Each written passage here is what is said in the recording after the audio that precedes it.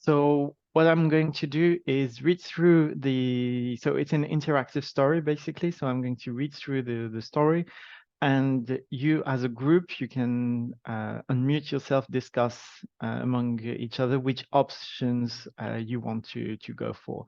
So let's try and make this interactive, and please feel free to unmute to decide as a group the option. So let's go ahead. Welcome, fellow traveler, to the Open Science Quest. In this interactive story, you are a science engineer on the Quasar Horizon spaceship, exploring the wonders of the universe. The spaceship is equipped with a time-traveling device that allows you to come back on some decision you made. But the technology is still limited. You can only go back a few steps back, and each time you do so consumes a time crystal. Your current ship is equipped with 3 time crystals. So there's only one option in this case. Let's go. After receiving what seemed like a distress signal from an unknown alien language, your ship suddenly goes through a strange purple dust cloud, and the spaceship is not responding anymore. Several critical errors are appearing, and Adelaide, the onboard AI, announces critical errors for the hyperdrive and life support system. All shields are down. We need to identify the most critical system and go repair it. So now you have 3 different options. You can repair the life support system, which maintains the oxygen levels in the spaceship. You can repair the shields, which are for defense against asteroid collisions. Or you can go and repair the hyperdrive that is used for long distance traveling. So now as a group, please unmute yourself and decide which of the 3 options you would like to go for. I would go for the oxygen repair. You would go for the life support system? Yes. Yes, I Oxygen? agree. Oxygen. Yes. Anyone has a different, or do everyone agree on this? We probably wouldn't go far only with oxygen. We won't be able to time travel, but at least we'll survive. So let's go for repair the life support system then. While repairing the life system support, a fatal malfunction leads to an explosion, destroying the ship and all life on board. You have 3 time crystals remaining. Would you like to use one to travel back in time? So I'm guessing yes. So now you have the 3 same options plus a new one, which is, or maybe we should ask Adelaide, the onboard AI, for the status of each malfunctioning system. So which of those options would you like to go for? And if we ask, we can still use the repair option or not really? I don't know. I can't help you. I don't know the story. It's your game. Yes, I know, but I'm not going to help you. I guess maybe Adelaide should help us to decide. Okay. Because we will know the status. I agree. Yes. Okay. Asking Adelaide. So we ask the AI. Okay. The hyperdrive is overheating, 90% critical overload, imminent risk of exploding. The life support system at 30% functional, 310 minutes of oxygen remaining. Shield at 1%, no active external threats detected. I recommend repairing the hyperdrive immediately. So let's go and repair the hyperdrive. You access the panel control of the hyperdrive. Whatever the ship went through, it reset all parameters, which is causing it to overheat. The algorithm needs to be rerun to recalculate the correct parameters, but the control panel isn't responding. So you have 3 different options. You can hit the control panel, ask Adelaide for advice, or ask your fellow engineers what they would suggest doing.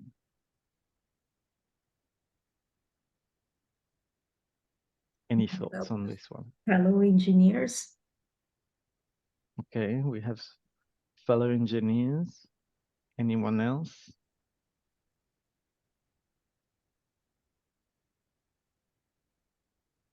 Ask Adelaide.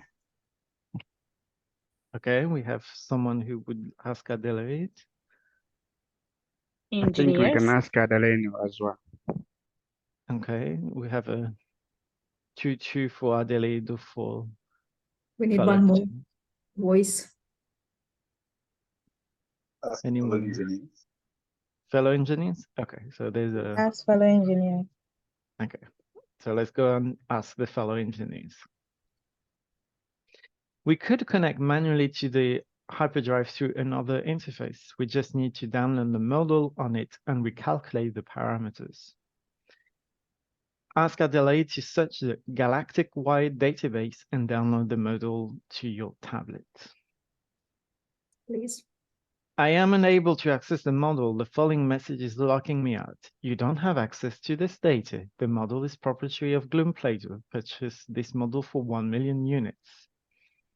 Would you like to pay 1 million units or find another way of accessing the model? Find another way. Find another way of accessing the model. Find another way. Yeah. Okay. Let's find another way. Okay. So there's 3 options here, but in reality, there's only one because the other 2 are work in progress. So I'm going to select for you, and we're going to try and contact the authors of the model directly. In the future, there will be those 2 options, but for now, there isn't. There are 4 authors of the model: Agnieszka Jablonski, Bess Johnson, Huang Shuzen, and Zeller. Agnieszka Jablonski is mentioned as the corresponding author. Zeller doesn't appear to have a surname, just a name, which is uncommon. Huang Shuzen doesn't have any contact information available. And Bess Johnson seems to be familiar to one of the engineers. Oh, I know Bess. I met her many years ago. She's really nice. I'm sure she'd share the model with us.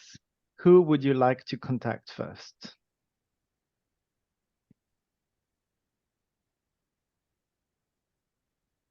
Corresponding author. The corresponding author, so Agnieszka Jablonski. And how on earth do you contact the guy without the contact information? If you click on the option, you will see.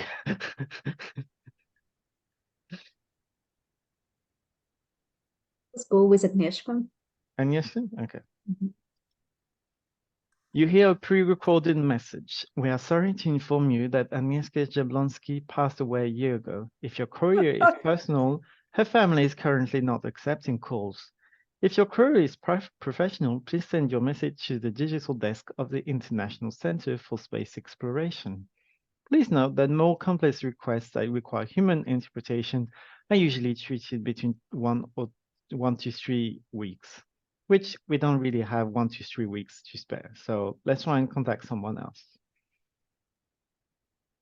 Go with Bess, whom we know. Beth. Bess I'll Johnson. go for Beth. Okay. The engineer looks into their contacts and calls Bess Johnson. The call lasts for a few minutes, but they seem disappointed. It's apparently not my Bess Johnson that worked on this model. We could try and look online, but unfortunately, while we managed to identify the Bess Johnson, her contact details are obsolete. She apparently moved to another research institute a couple of months ago. So now you have two options. You can panic or you can contact someone else. Panic! Contact someone else. Someone wanted to panic, so I'll just panic for you. Well, in your panic, you accidentally hit a piece of equipment leading to an explosion. So you still have 2 time crystal remaining. Let's travel back in time. And let's contact someone else. So there's Huang Shuzen and Zella there left. Zella, because maybe she has a contact information. Zella. Yep. Zella, or its formal name ZEL01A9C, and currently under version 4.56, is a non-autonomous artificial intelligence helping with the calculation of data and models at the International Center for Space Exploration. We won't be able to get the model from this AI as it is non-autonomous. So let's contact the last author, Huang Shuzen. A search on the space-wide database returned dozens of potential authors with the name Huang Shuzhen, but it seems that there's also many authors with similar names but different romanization spelling. We don't have the time to go through one by one. But there must be something else we can do. And the onboard AI says, we could try and search on the ORCID. In case you're not familiar with it, ORCID ID is a 16-digit number and the associated record, sometimes called a profile, that stores automatic links to all of your research and links all your research review. By allowing trusted organization to add, yes, thank you, Adaid. Let's do that. So let's search on ORCID. Search completed. I excluded Agnieszka Jablonski as she is no longer alive, as well as Zella since it is a non-autonomous AI. I cross-reference publication and names and have a 98% confidence that I have identified the other two authors. Beth Johnson's contact details are identical to what we found before. It seems that she has not yet updated her ORCID profile. I do have contact detail for Huang Shuzhen, who, based on her ORCID profile, seems to have also published on a different phonetic spelling. So let's establish contact with that author. Contact successful. In less than a minute, Huang Shuzhen sent us the model. Now we just need to compile it on the tablet. And so at the end of the game, you are presented also with an overview of what you learned during this episode. So I guess you understood this was to teach about the usefulness of ORCID and why ORCID is useful in terms of name with different spellings, name with the same authors, different authors having the same name, and to avoid any of those type of confusions. And then you're presented with a link to the ORCID website and suggesting they should take 5 minutes to update their profile. So any questions or feedback from this? I'm now going to present about a bit more theory about gamification, but if you have any thoughts on the game or if you have any questions, please just unmute yourself and let me know. It's excellent. Thank you so much. And did you also do the drawings? Okay, so yes, well, no. I used Midjourney, which is an an AI to create the art. So on the website, I will put the name of. On the website, I mentioned that because it's kind of a personal project, I use AI, but the day I actually have funding or want to actually go for something more professional, I will hire a human artist to do so. But to reduce costs, I used an AI to generate the art. It's excellent. It's the best thing I've ever seen about ORCID. Thanks a lot. I'm glad. Okay, let me share then now. Where am I? No, why is it not appearing? Okay, let's just share this.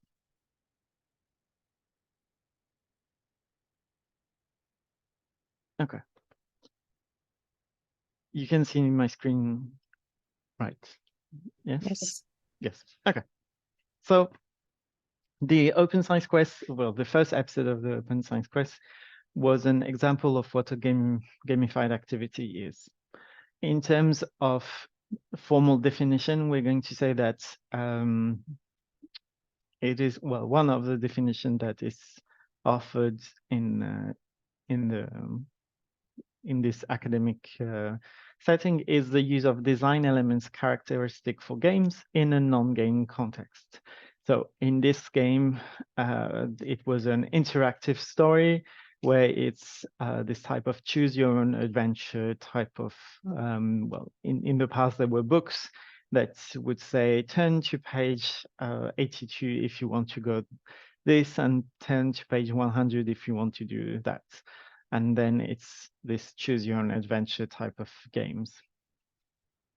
There are many different types of examples of gamification. So just doing a quiz, for instance, like I did yesterday, is a type of engagement activity where you're trying to have people engage and learn new things. So just using a Mentimeter, for instance. If you want to learn about languages, there's a good example with Duolingo. There's other apps, but I think that's one of the most famous ones where you have a gamified, you get points, you get a leaderboard because you're in competition. You can be in competition with your friends in learning the language. The dilemma game, which if you don't know, we will have a look at one of the dilemmas tomorrow. But it's about ethics in the academic setting.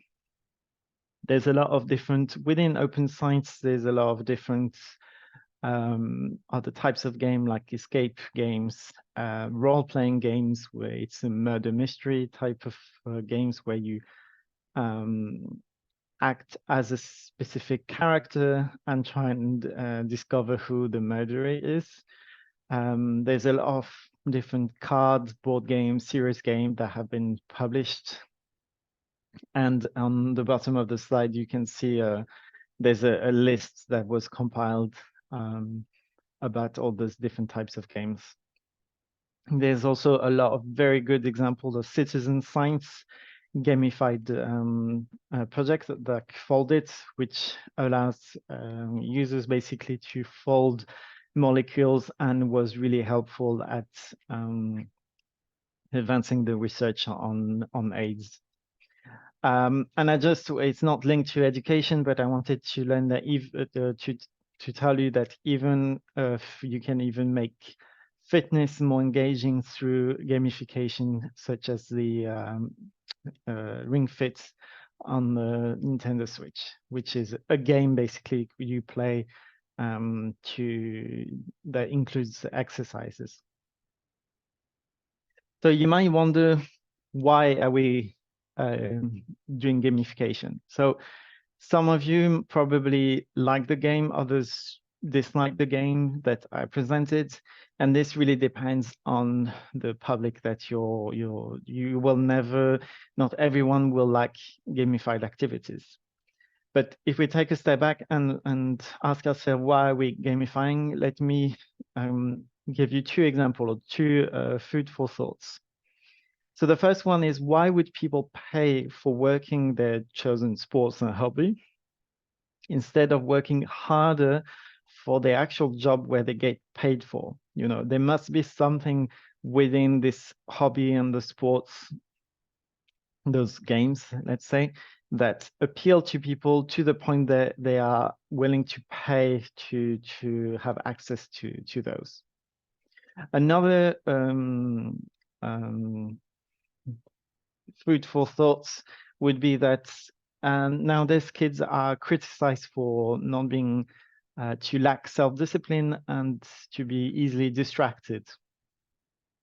But on the other hand, they will have what we could consider amazing work ethics when they are playing video games, leveling up, spending hours leveling up their fictional character. So again, there must be something within games that make people really want to spend hours, sometimes like doing the same exact actions, which in the gaming world is called grinding, to the point where they will spend hours basically on their fictional character. And we know from the scientific literature, so it's been proven that gamification does improve engagement and learning in an educational context. The issue is that just applying game mechanics and game elements doesn't make a good gamification. Let's imagine that this image of an empty Trojan horse. The horse is basically the shiny game mechanics and elements, but inside the content is lacking. So simply incorporating game mechanics doesn't necessarily make it fun. And we have this kind of example from video games companies that will have really high definition, super nice graphics, but the actual game itself doesn't sell because it wasn't of poor quality. And then you have games that are very simple, like Minecraft, which is basically a highly pixelized game, is extremely popular, is in one of the most played games of all times. And still nowadays it's very popular, although the graphics are very basics. So simply adding what the academics in this research field calls PBL, points, badges, and leaderboards. So the points is for tracking and getting feedback on your progress. The badges is when you reach a certain goal, a certain reward, and leaderboard is for competition. So just simply adding those points, badges, and leaderboards doesn't necessarily make a gamified activity good. So if you are thinking of maybe one day doing a gamified activity, it's really important to remember that the content and the learning objectives are what is the most important thing in gamification. It's not a good way of thinking, oh, I really want to use gamification, so what popular game mechanics and elements should I use? You should think about, what is it I want to teach my learners, what I want to make them feel, and what game elements and game mechanics help me achieve, making them learn about this topic and make them feel a certain way. So always ask the question, why am I thinking of gamification, and is it really the correct approach to teach about that specific topic that I want to teach about? So I'm not going to go into details of this. This is more for references.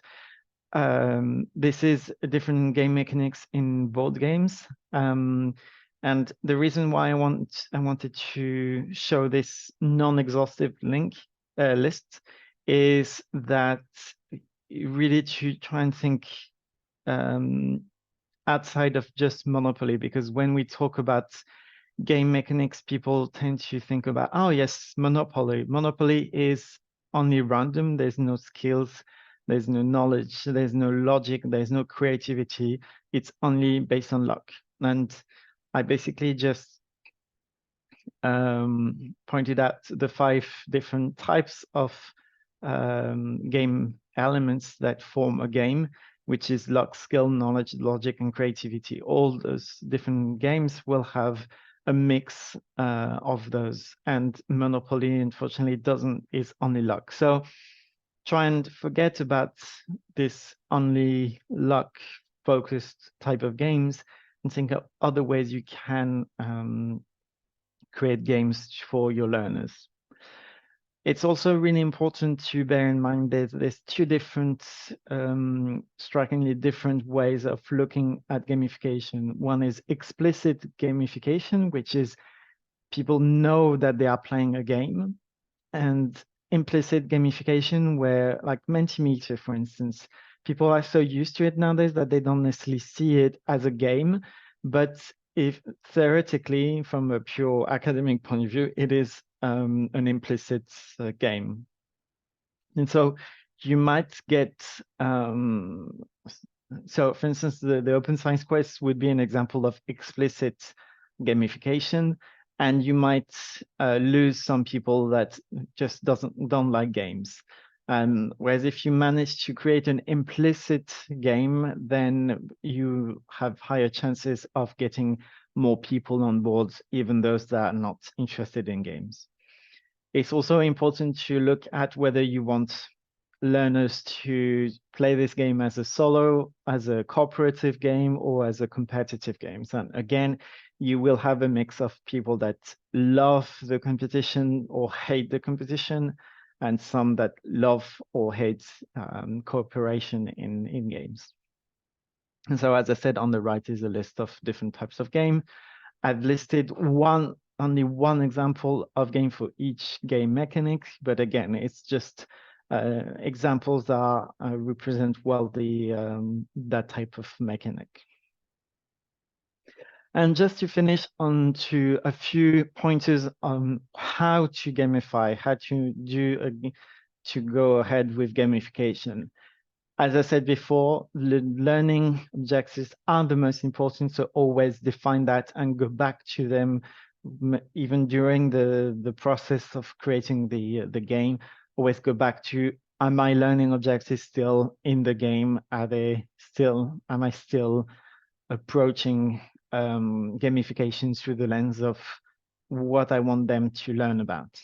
You also need to identify whether you want them to gain knowledge or get better at a certain skill or change a certain behavior.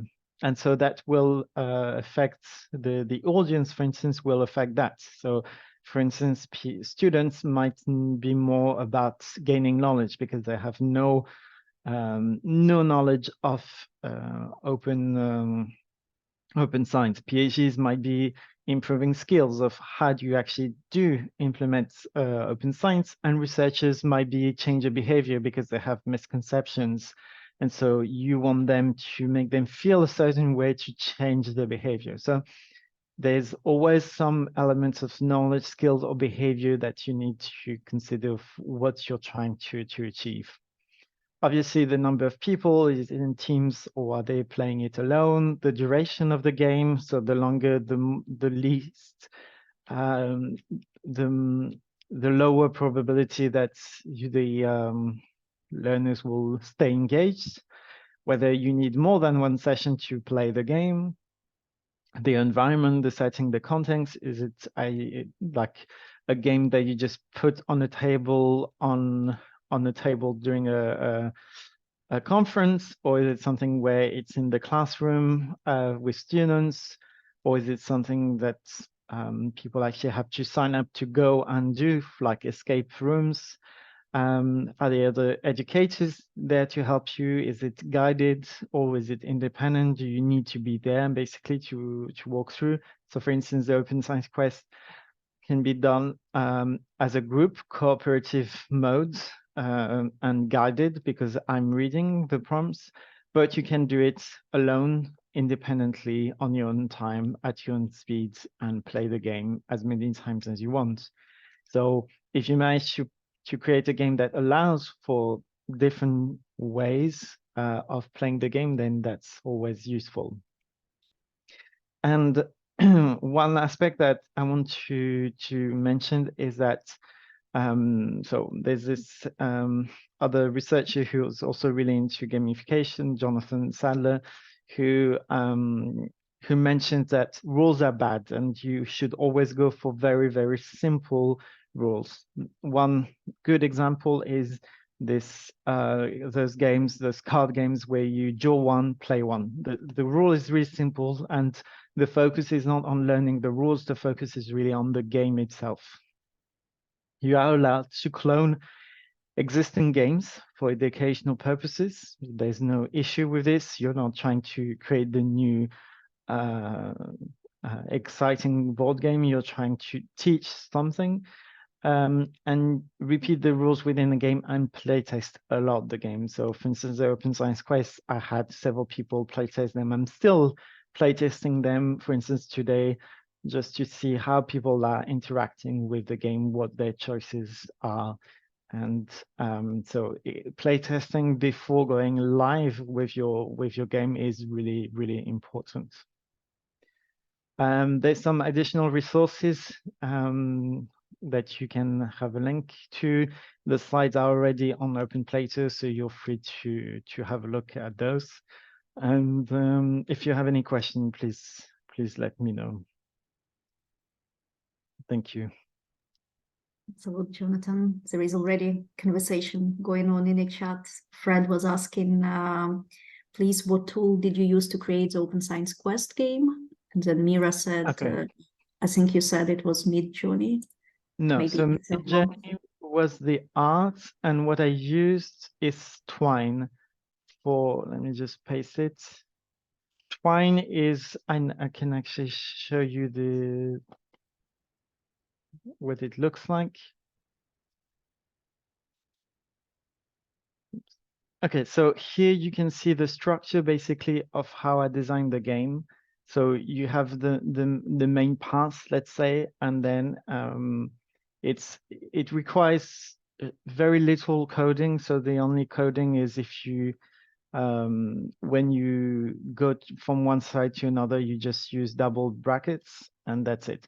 I created a bit more complex interactions, but you can, it's really straightforward. And so it's quite visual and it's really nice. Twine is really nice and really easy to create this type of choose your own adventure games. It is very powerful. It can do very complex stuff also, but it can be as simple as, so I was playing on creating the second episode yesterday, and this is basically nearly the whole game. It's much more simpler than the first one.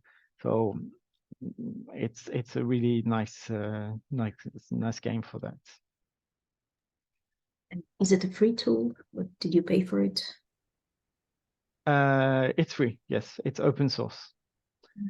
And it has an online browser version and one version that you can download. And drop a link in the chat, a URL. Thank you so much. Oh, Any yes. other questions?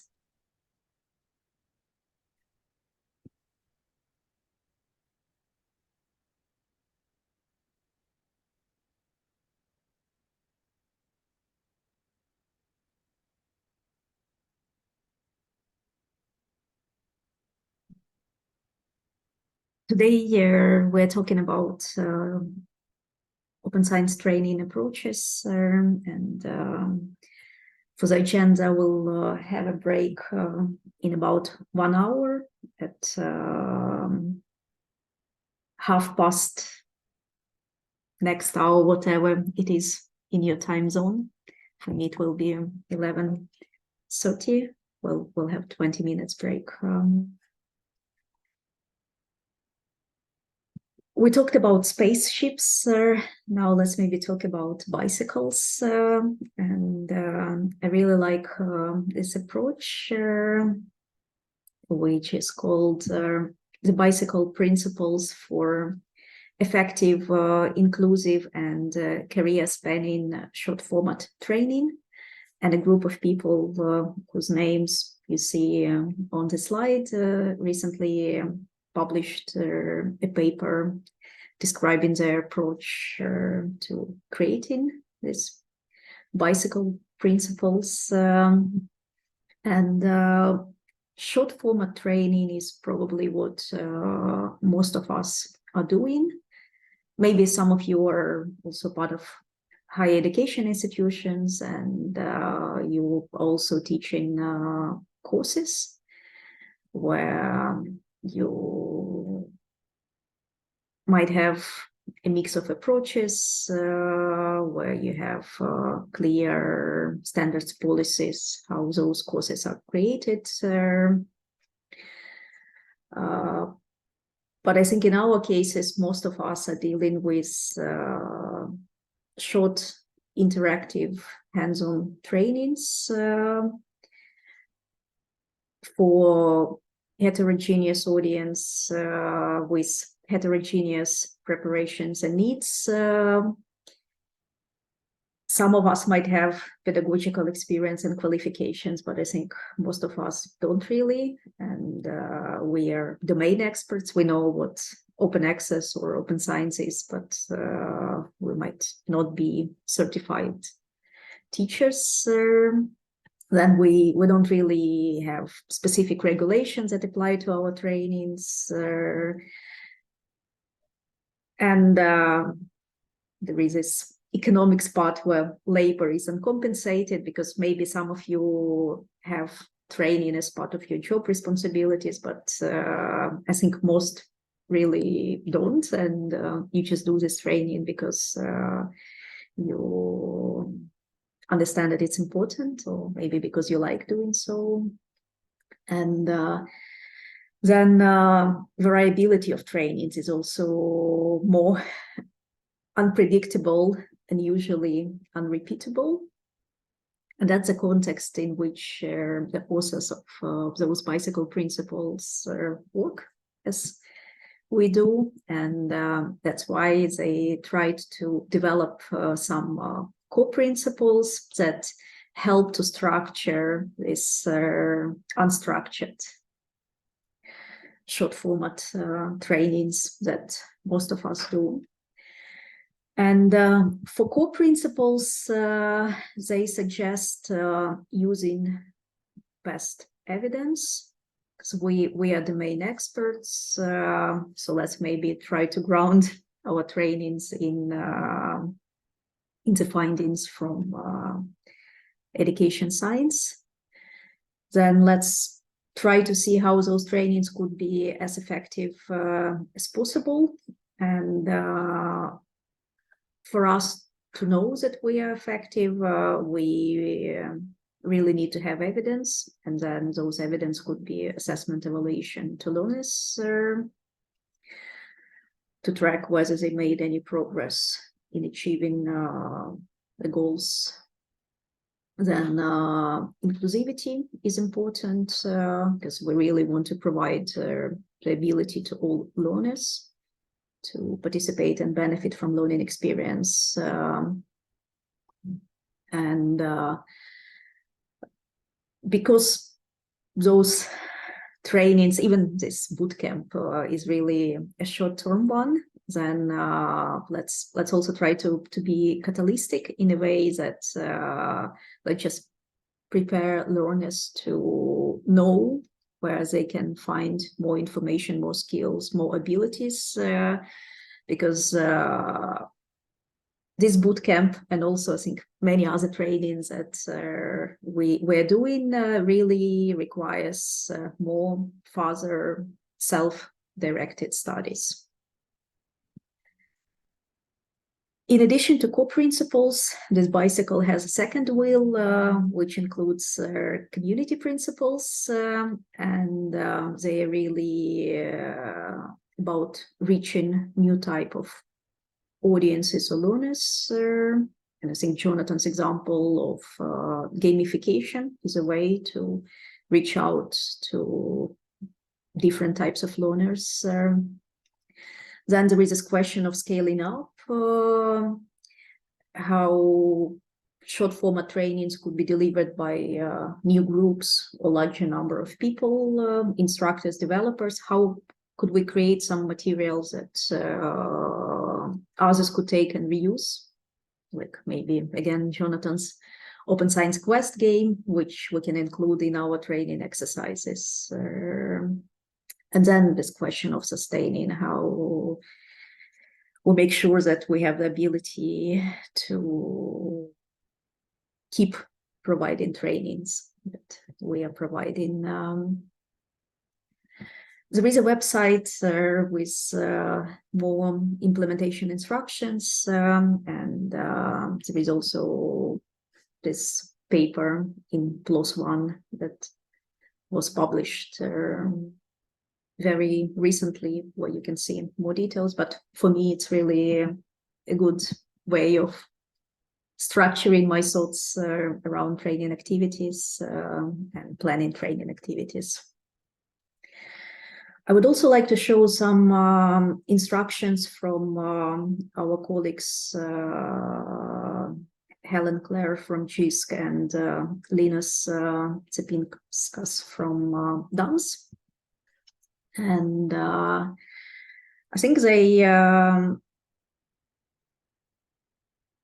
described approaches to creating training materials really well. And I think Jonathan also showed in his talk that There are many models available, there are many approaches available, and one of the approaches that they like and I like is this ADDIE approach. ADDIE stands for Analyze, Design, Develop, Implement, Evaluate. And it's really tempting, especially when you have really short time to create your courses or deliver training, that it's really tempting to jump straight into developing the course. But it's really important, if possible, if you have time, to also think about analysis and design stage, because if you spend some time planning your training, then effectiveness of your training could be a lot higher. So it's really, really important to start from analysis, if possible, and not from development. But of course, in reality, it's not a sequence. It's really it's not always linear. It's iterative, and evaluation is also important. And again, because some of us are doing so many trainings that sometimes we forget that evaluation is useful, especially if those trainings don't really repeat. Then we think, why do we need to measure this one? But it's important and it's useful. And evaluation is really part of every stage of development. What we included in the open plate are some templates that could be used to do this initial training analysis. They are already available on OpenPlater, and I'll show them also in a minute where exactly they are available. But basically, it's a table where you describe the goals of your training, which topics you would like to cover, who would be your audience learners, what would be your learning outcomes. Like Jonathan mentioned, when you create a game, remember what your learning outcomes are, which delivery methods you will be using, and what practical issues are. These analysis sheets are especially important if you are creating trainings collaboratively, because if you're just one person, maybe you have all this in your head, but if you have a group of people working on creating training materials, then it's really useful to have a shared document where you describe all this. And then training goals is really a bigger picture, why you are running the training. Training objectives are what you will do as a trainer. So training objectives are important for you, but for learners, maybe they're not really important, and maybe they don't even need to know you to know why you're doing the training. But learning outcomes are really important, and what we try to do in our training activities, we try to start with learning outcomes, what learners can do afterwards. For example, after completing a course, that they will be able to use free and open source tool to develop a game. And then if that's an objective, then you can check at some point whether they can really use those free and open source tools to develop games, and you can get this evidence of reaching the goal. So learning outcomes are really, really important. And then, of course, the audience is also important. And sometimes it's really hard to know who the audience is, especially if you have a mixed audience. But I think even some guessing would help, because if you understand who are the people who will come to your trainings, what they know already, what kind of skills and experience they have, what their motivations are, what their barriers or fears are, then it would help you to prepare your training a little bit better and again have a higher efficiency. I like this list of bullet points about adult learning theory from Australian Research Data Commons. I don't think it's really available anywhere else now. I downloaded it at some point in 2018 and I keep using it because I think it really captures well those basics of adult learning, because some of you will be training students who are just starting, but I think when we speak about open science training, in most cases, you'll be already training adults, early career researchers, or maybe even senior researchers. And those adults are really internally motivated and self-directed. That's why graded learning approach is useful, where you increase complexity of your topics as the program unfolds. If you could lead your learners towards inquiry, so you can of course bombard them with a lot of facts, but maybe it's a little bit of putting and maybe creating a training in a way that you create some kind of anticipation, curiosity, desire to learn more would be more useful. Then feedback is really important. Getting feedback from your learners as specific as possible. And using different learning styles, because you might have a mixed audience. Then because they already experienced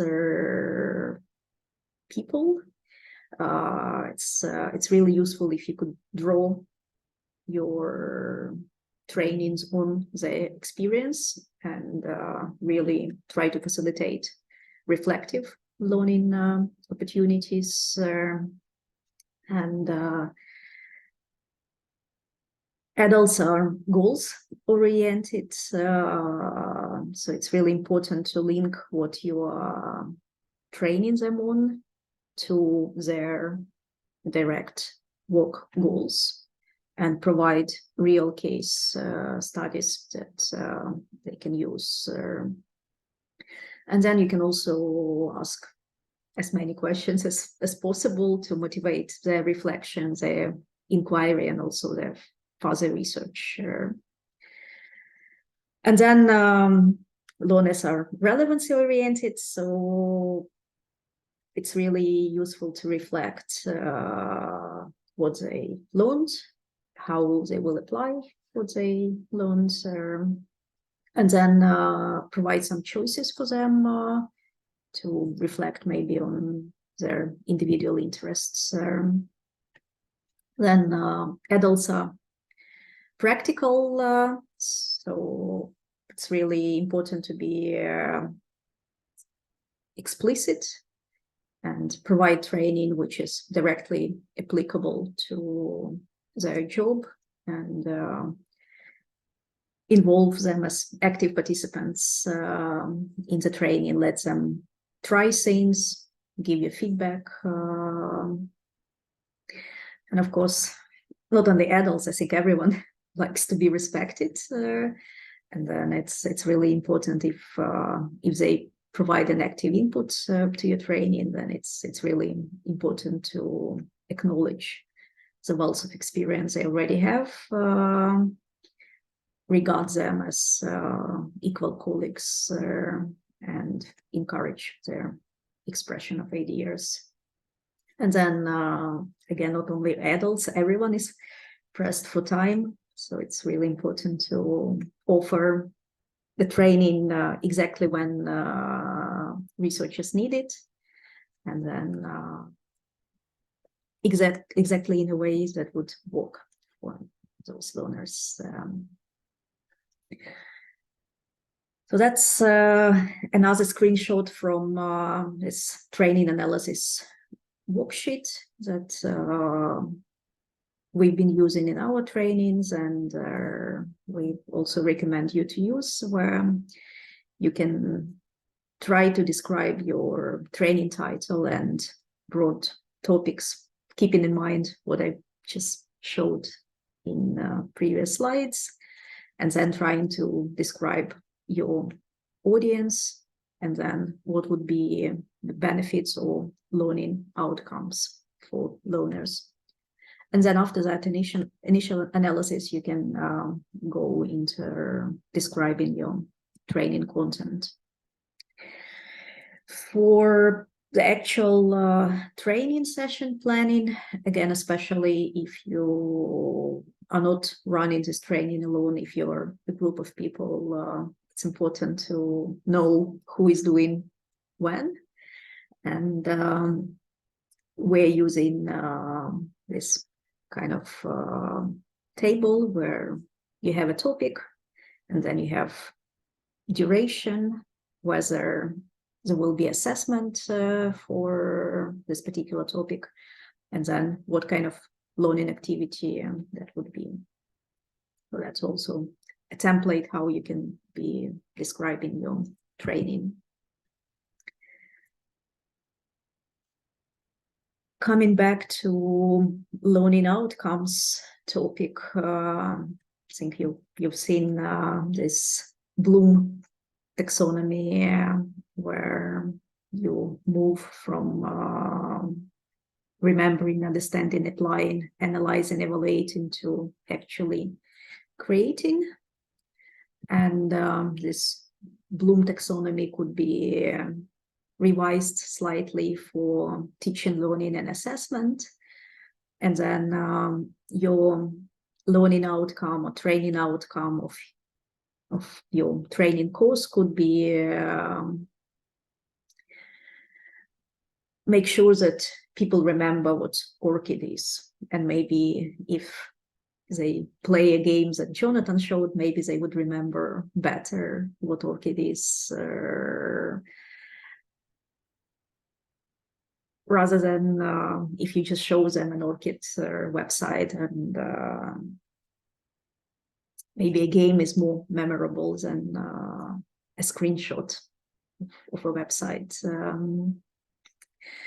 Then understanding is ability to really interpret, explain what, again, ORCID is, for example, compare ORCID with other persistent identifiers, be able to explain ORCID to other researchers.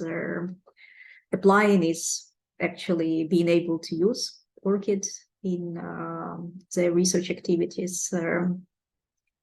Then analyzing is ability to organize the research based on open science principles. For example, if your training topic is open science principle, then evaluation step is really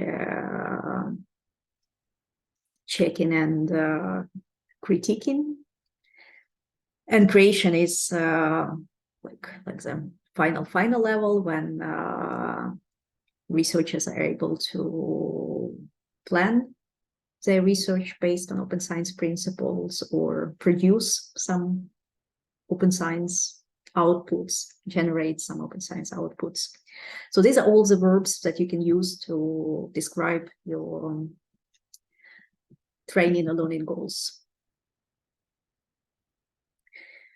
There is one more method which is called ABC learning method, and we tried to use it in one of our projects, but it wasn't as popular as the previous EDI one, because I think it's a little bit more complicated. Basically, structures your training activities into 6 parts or 6 clusters. Acquisition, where you're basically sharing certain information and let your learners acquire new knowledge. Collaboration is when your learners collaboratively create some outputs during your training. Discussion is discussion time. Investigation is when you give an assignment to your learners and they can find out a solution. Practice is when they actually practice what they do. And then production is when they, during the training or after the training, are able to show some kind of outputs. And what we've been doing in our project, we used Trello board. Trello is a free planning tool. So we set up a Trello board per course. We had some training topics, for example, overview of European Open Science Cloud, how European Open Science Cloud could be integrated in research, etc., etc. So that's like an upper level of its table.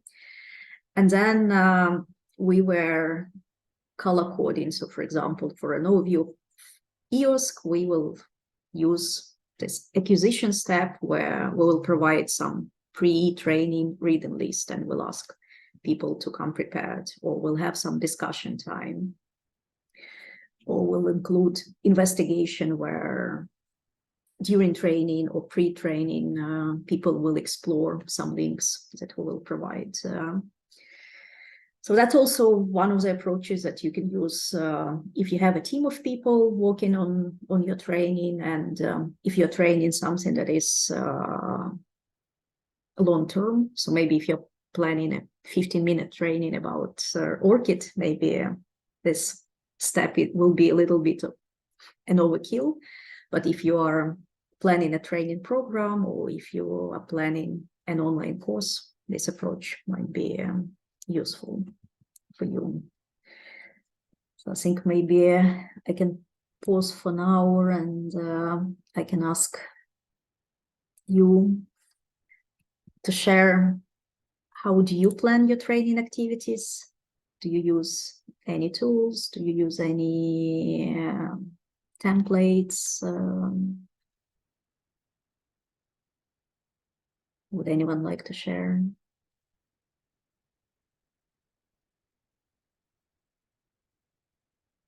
Or maybe you used some of those tools already, and you can give your feedback.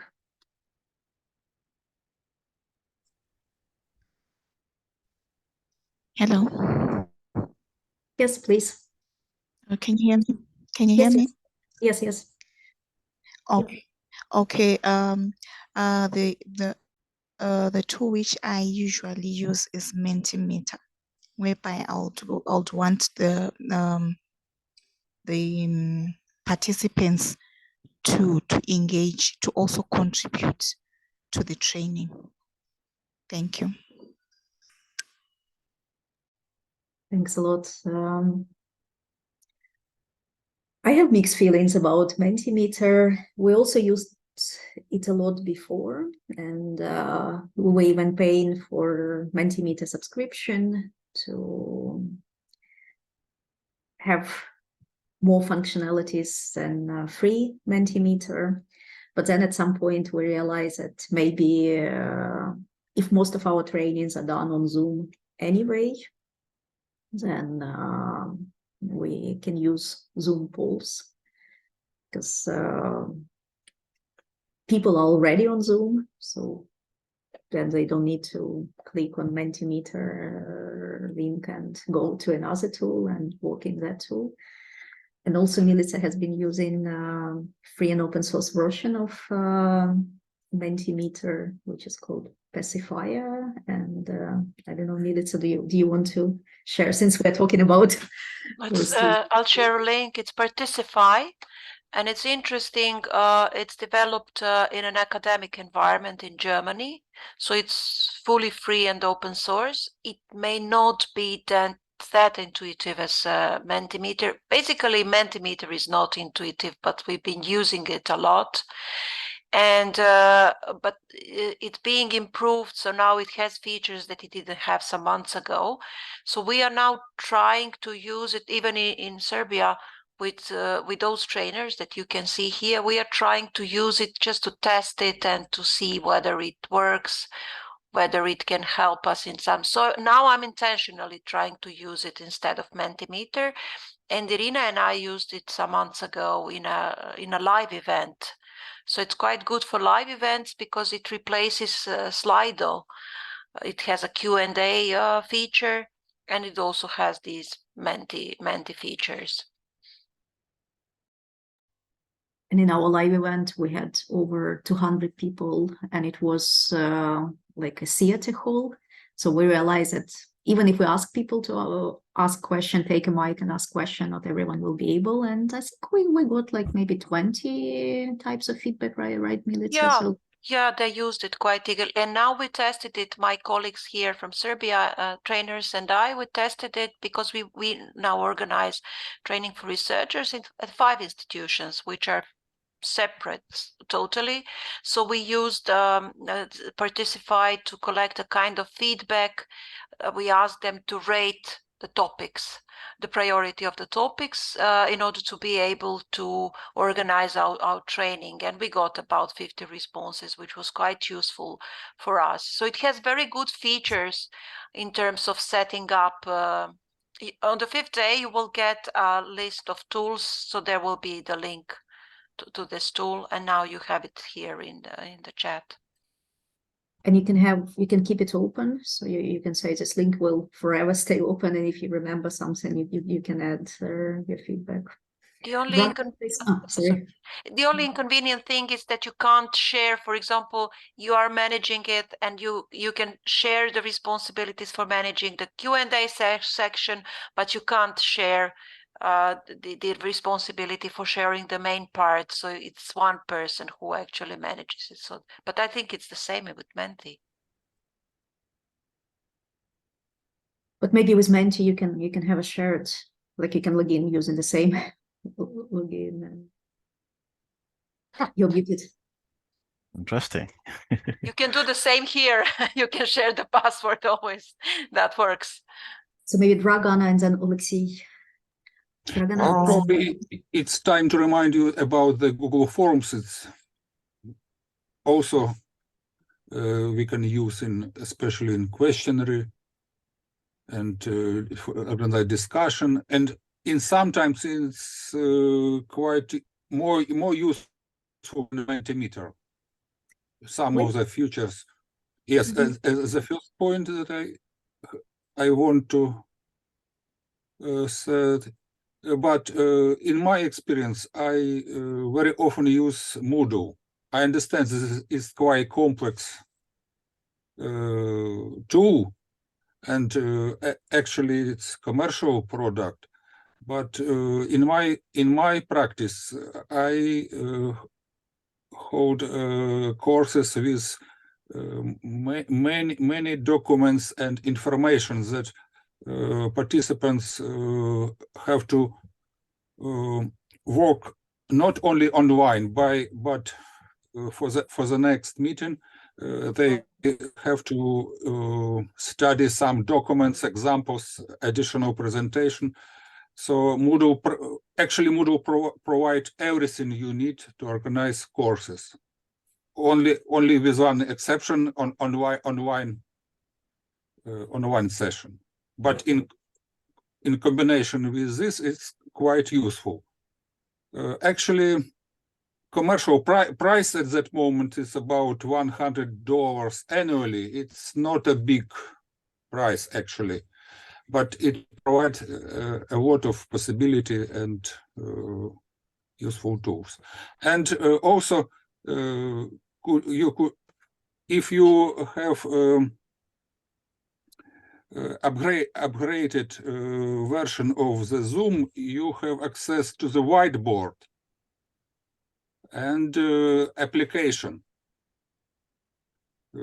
such as Kahoot, Coda, etc., etc. So it's also possible to use during the Zoom session. That's all. Thank you. Thanks a lot. Yeah, we also like Moodle. That's why we're using OpenPlater for this course, because it's Moodle and it's free and open source. So you can also install it. OpenPlater. Mm-hmm. It is useful to take in such meeting, because, for example, I do not know about OpenPlater until now. So probably it's Moodle, but it's a Moodle installation, but we just call it OpenPlater. It's not our OpenAir colleagues who are from Greece. They like to use all. Usually there are some difference between commercial version and open version. I mean, some feature may be omitted, some restriction. So it's depend of the complexity of the course and training. Sorry. And also, sorry, Dragana, one more thing, and then you'll speak. Thank you. I just, a couple of remarks I would like to make. First, I think, well, we are using also Google Forms. It's much, the easier, the better, and the more familiar, of course. Of course, Slido is also very cute, very convenient to, just like a kickoff for start of presentation. So it's, as I said, with the things that are most common, that are most familiar, that are much easier to use. Also Trello we used, but for some kind of joint activities and for projects within groups. So all these tools are okay or great, but thank you very much, because there are some very valuable new information today. But I would like to, my question is related to something else. Well, maybe some kind of discussion, or maybe some kind of little bit thoughts about this, how to treat, or how to improve, or how to make some kind of the perfect combination of aspects or elements. Short format training, in fact, could be identified as informal, informal education, apart from formal higher education. So traditional division of forms of education includes formal, informal, unformal, and informal. These trainings, these short format trainings, are very much like these informal education. What I prefer, and we had this kind of experience here, and we had this even one paper we were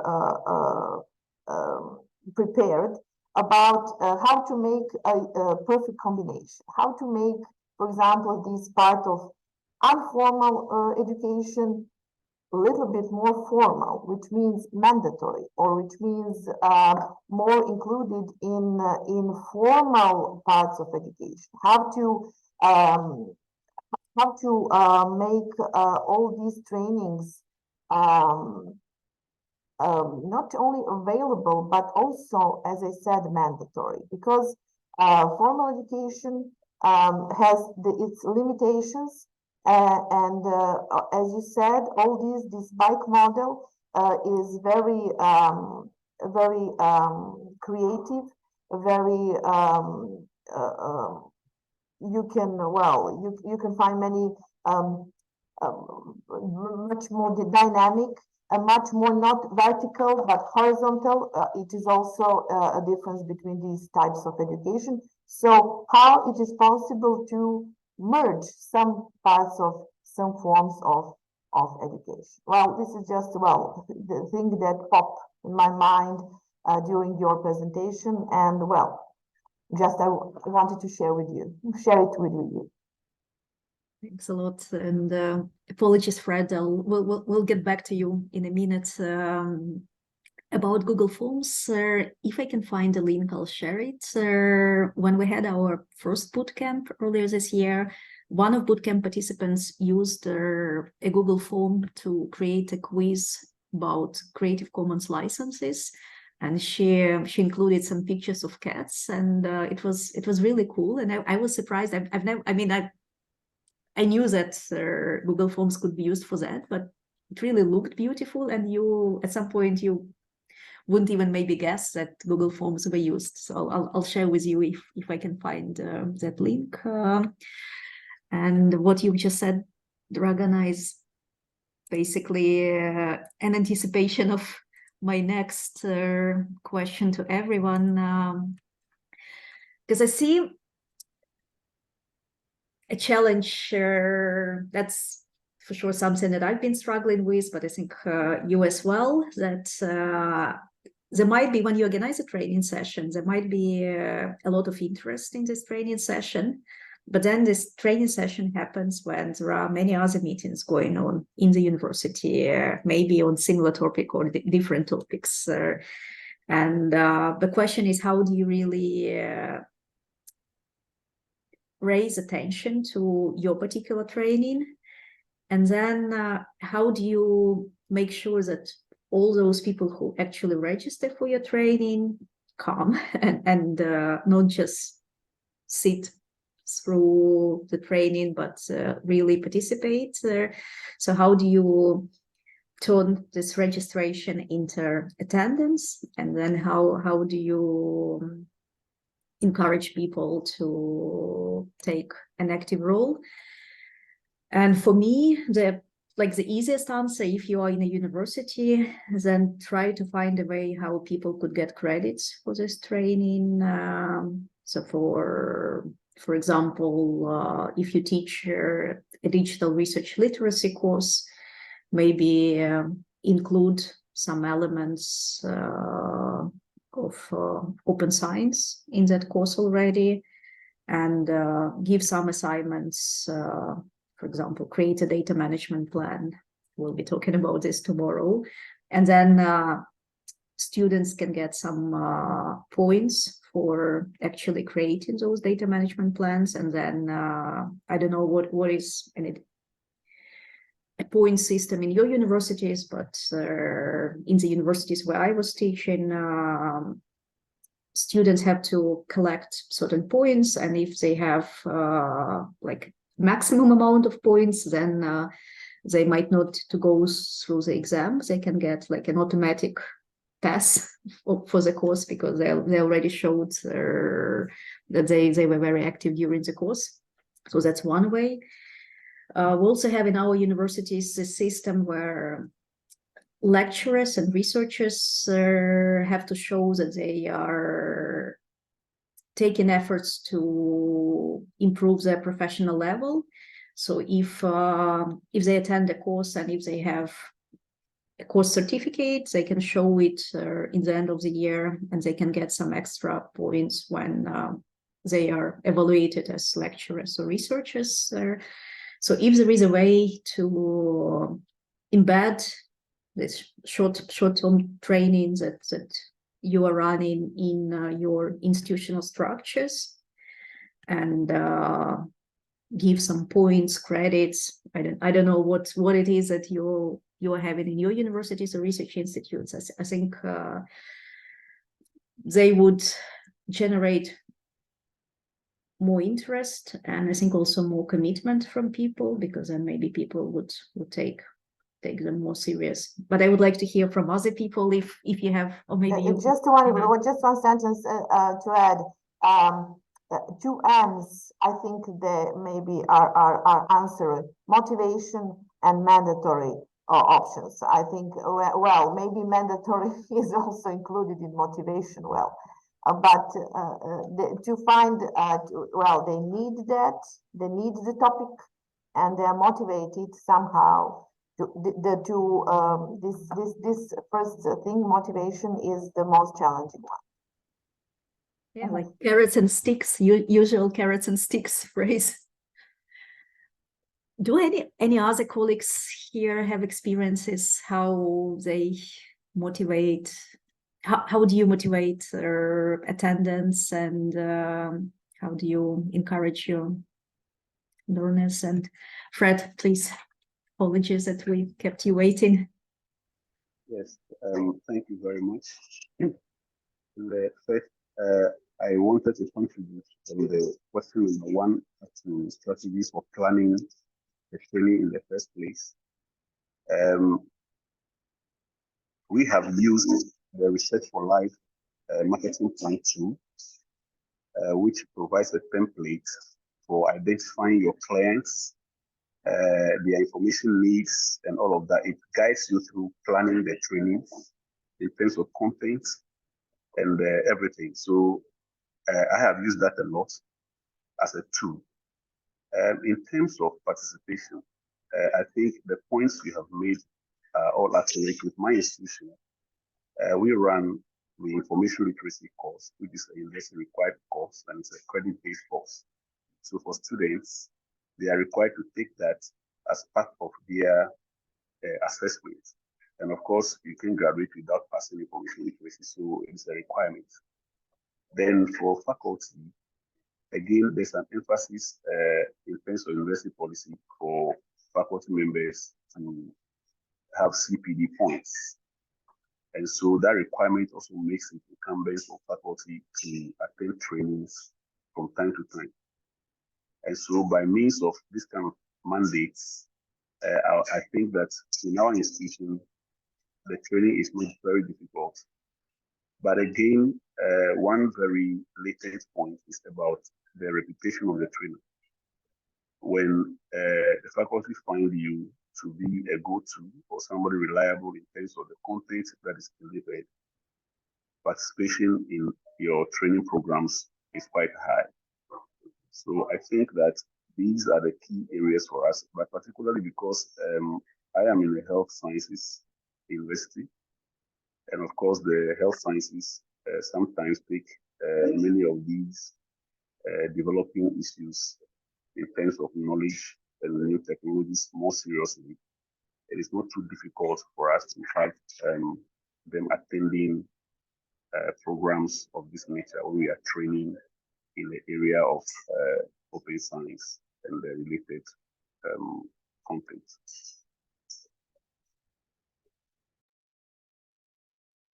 Thanks a lot for sharing this.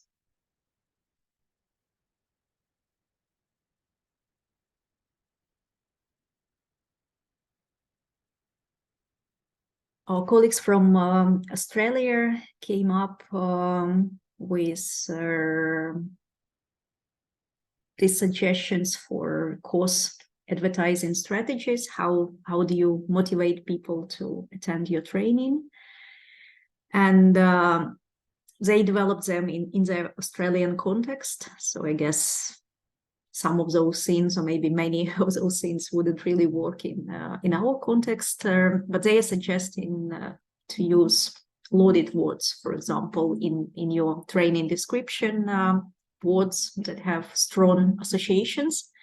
For example, if you want university administrators to attend your course about open science, and maybe include university rankings, and I think every research manager cares about rankings, so maybe they'll attend the course, or use positive words, images, ideas, like I was mentioning this Creative Commons licensing quiz that had a lot of cat pictures, because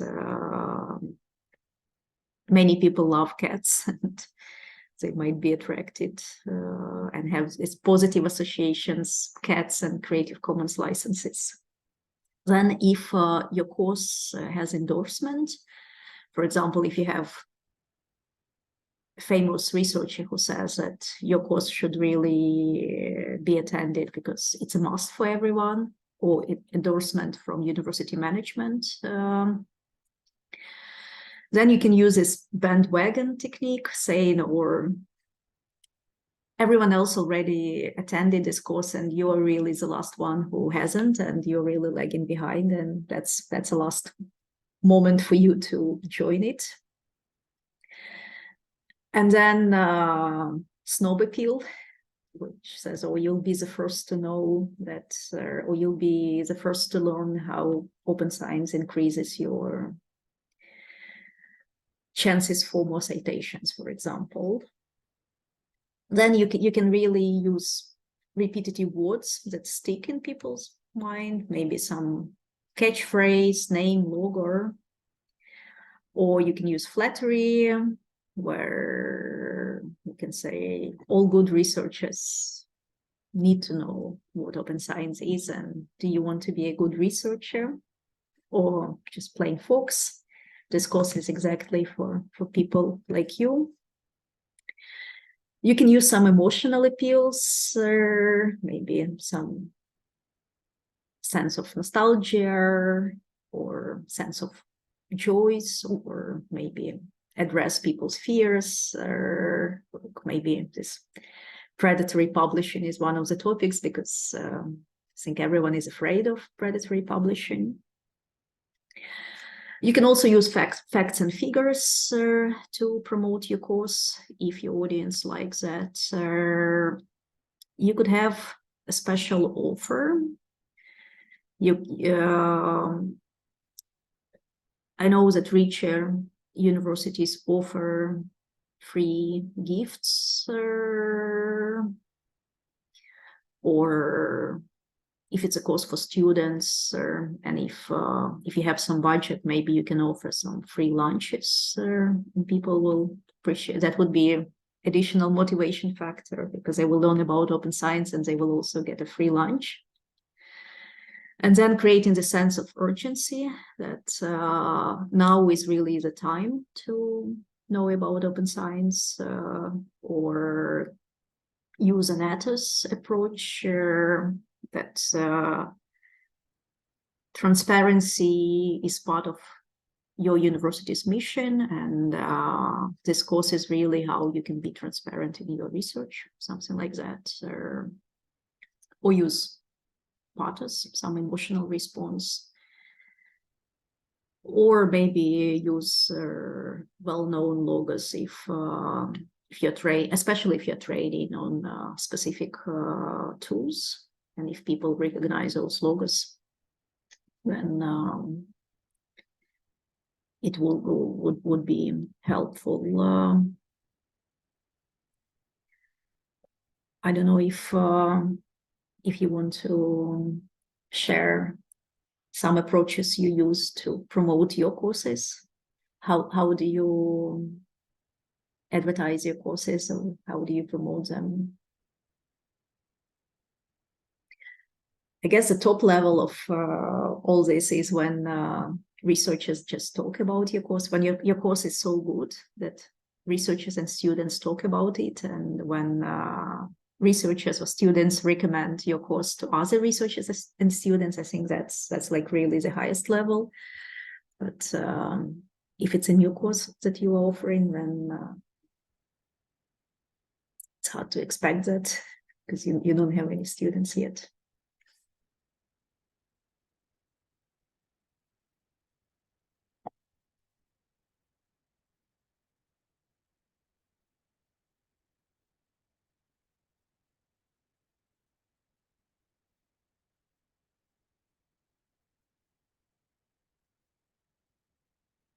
I also included in my slides and in the open Plater 2 short videos from our colleagues in EIFL's public libraries program. They recorded, I think, 5 short 5-minute videos. One of them is how to manage workshop expectations, how to make sure that people who come to your training really get what they want to get from your training, or if for some reason they had different expectations, how to manage those expectations during the course. So if you have 5 minutes, like do recommend you to have a look at those videos on OpenPlater. And the next topic is evaluation.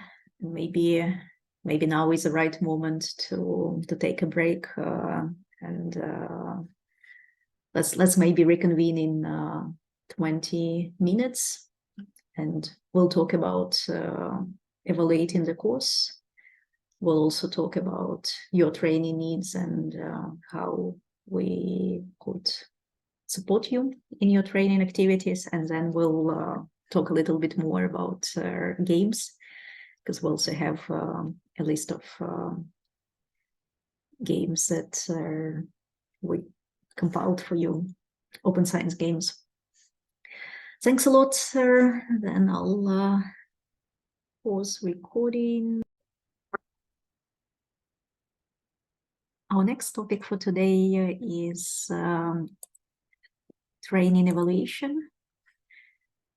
And obviously, there are different levels of evaluation. You can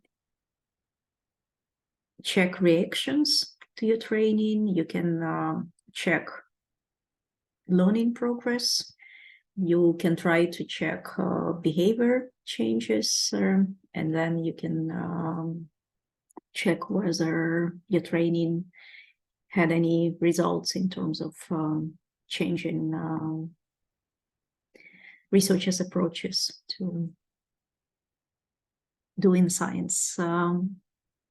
And evaluation is linked to assessment, and if there is a formal assessment in terms of credits or certificates, that's useful. Like I said, for this course, we will ask you to fill out an evaluation form, and after that, you will get a certificate of attendance, participation in this course. And what's really important in the evaluation that it should be part of the course design. It's not something that you do at the very end. And let's start with a simple way of checking reactions. So that's the first level of analysis, and I guess it's a little bit like when you're cooking, when you're making a soup, then you are tasting from time to time how that soup tastes, and that would be measuring reactions. And I think it's really useful if you have online trainings. For example, if you're using Zoom, where people are not using cameras, so you can't even see whether people are there or not.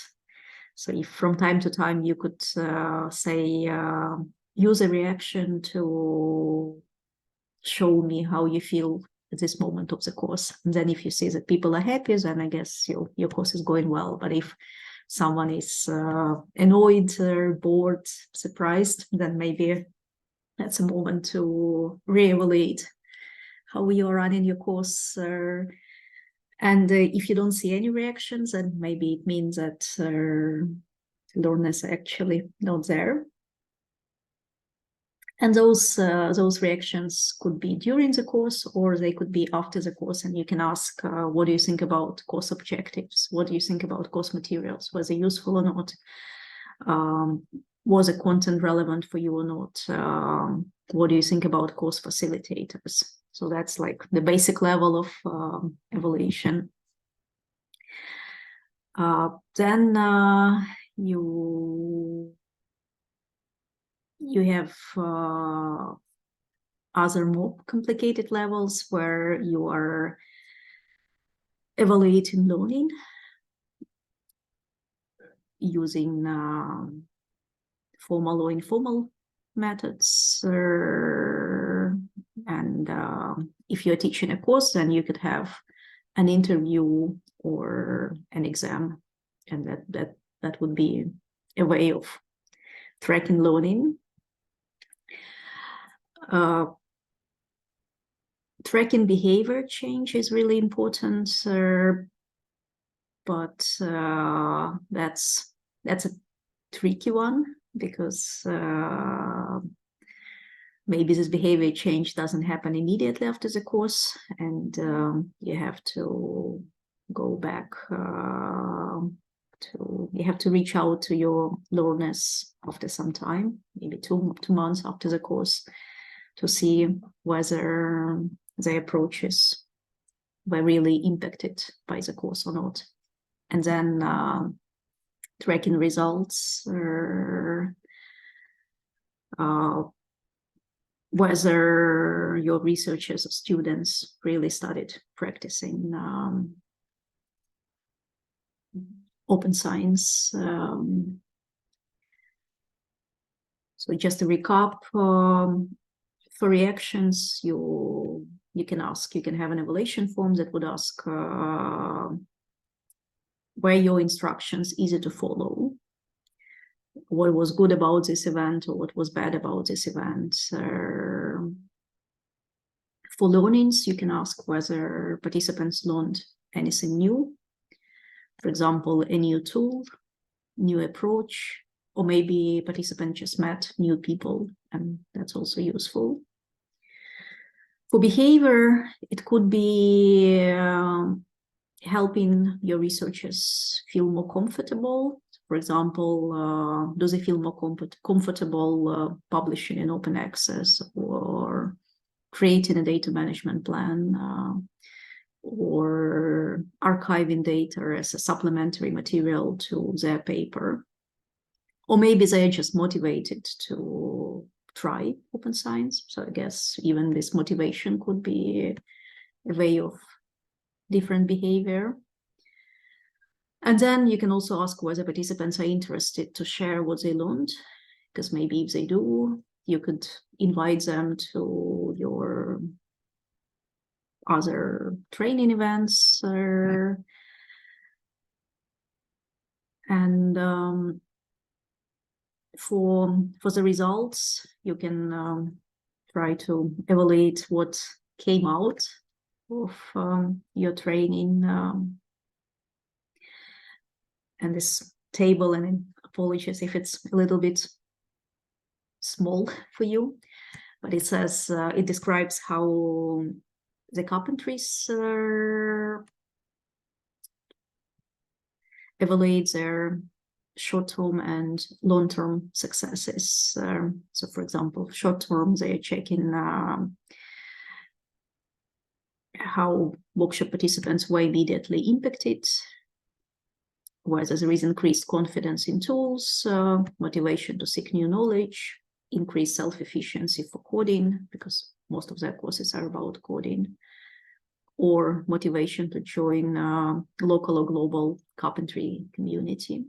Long-term, it's about really trying to record some concrete changes that workshop participants are adopting, maybe improved coding practices, making reproducible analysis, receiving some professional recognition for what they are doing, and then improved research productivity.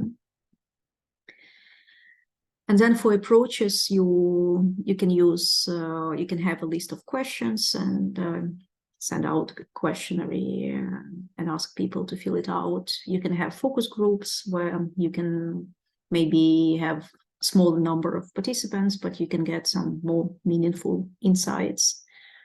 And then maybe you can just use observations, especially if you continue interactions with those people. Maybe you can ask them from time to time whether they tried a new tool, started using a new tool.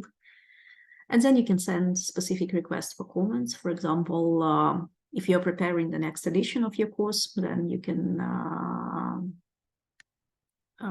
ask whether previous course participants would like to give you any comments about the usefulness of that previous course that you can include in your next course.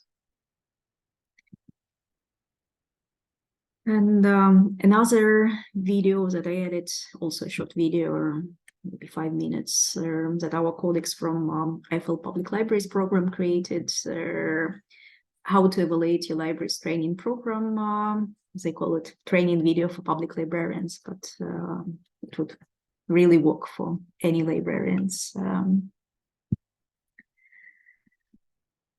So what Jonathan already mentioned in the beginning, that whatever activities you plan in your course, in your training, make sure that they match your intended outcomes, and then try to be as engaging and as appropriate for learners as possible. So that's a question to you. How do you know if you're making a difference with your course, and how do you evaluate efficiency and impact of your training?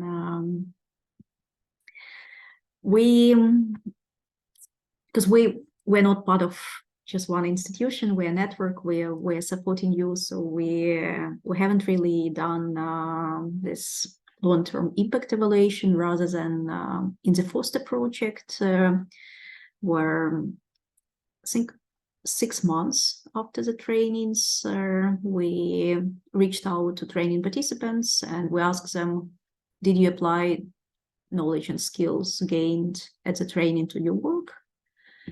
And if no, what prevented you from applying that? Maybe they didn't have enough support from their supervisors, their employers, maybe they needed more training, maybe they didn't have enough time, some other reasons. And if they applied, if they gained new skills, what changes did they have in their practices because of training? And whether training had any impact on their working life. Maybe they got a new job because they were better skilled. And then we asked whether we contact people for further interviews and questions.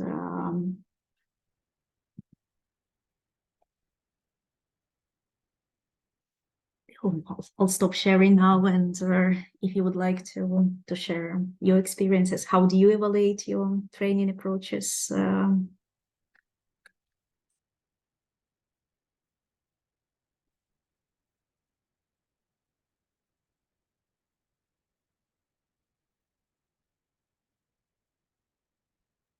Okay, maybe I can try. Yes, please. Thank you.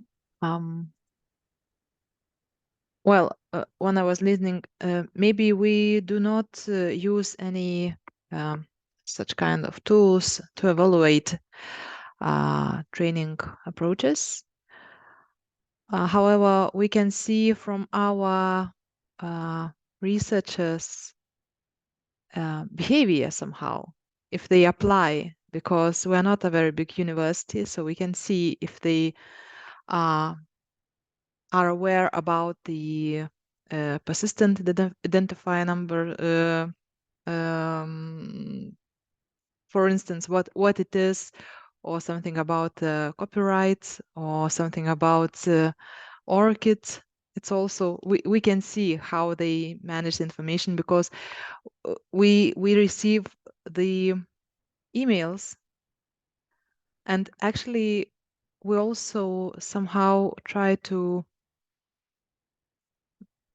I just maybe have a lack of words, of expressions, but we try to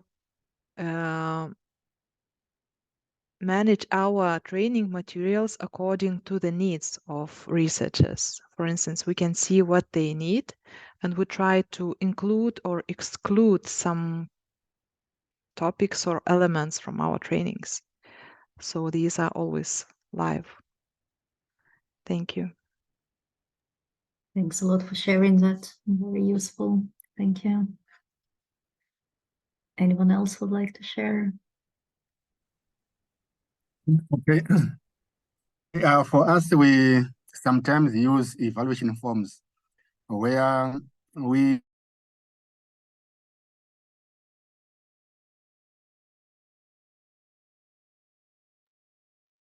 we know what are the challenges and also where we can improve.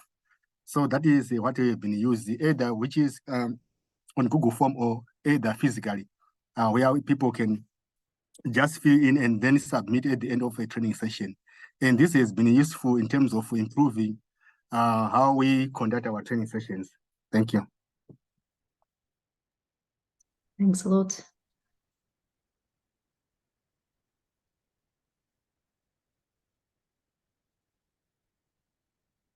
Anyone else would like to share? I would like to ask whether you use anonymous evaluation forms, or you ask people to, or you let them, I mean, whether it matters to you who they are, or using anonymous forms.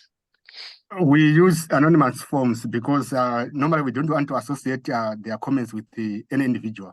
So we normally use anonymous forms, or we don't include their emails sometimes when they send back the feedback, so that we are not able to identify who responded to what. So we don't include their names and also their identity in those forms. Thank you.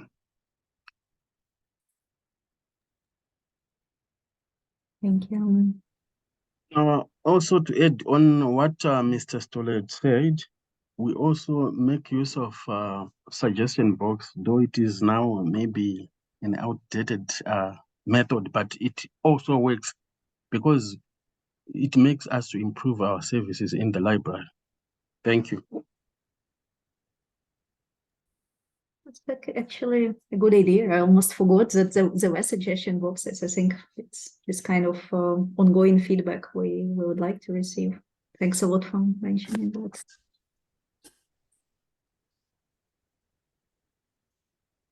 Hello. Yes, please. In our case, we actually do the same arrangement as Mr. Stolle highlighted.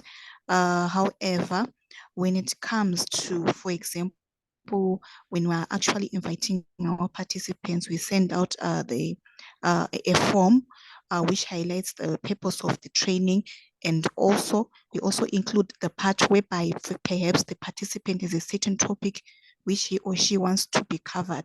We also have that allowance so that we address perhaps some of the gaps that are suggested by the participants. Thank you. Thanks a lot for mentioning that.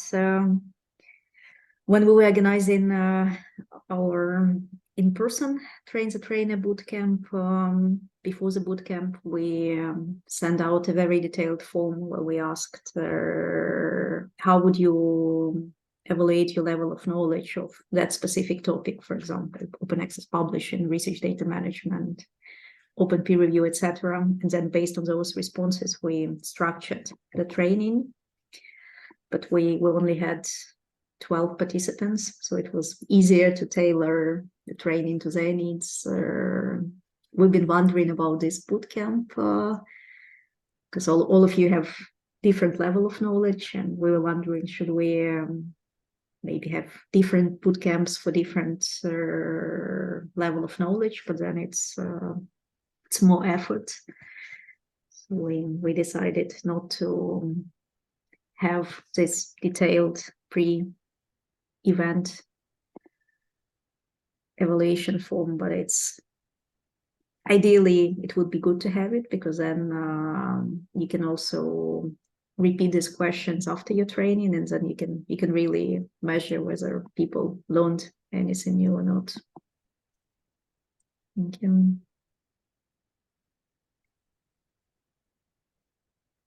I just have a couple more slides showing some resources. So one old resource, and I think still relevant for in-person events, is the Open Science Training Handbook created by Foster Project. And we've been discussing that we need to update it with online training approaches.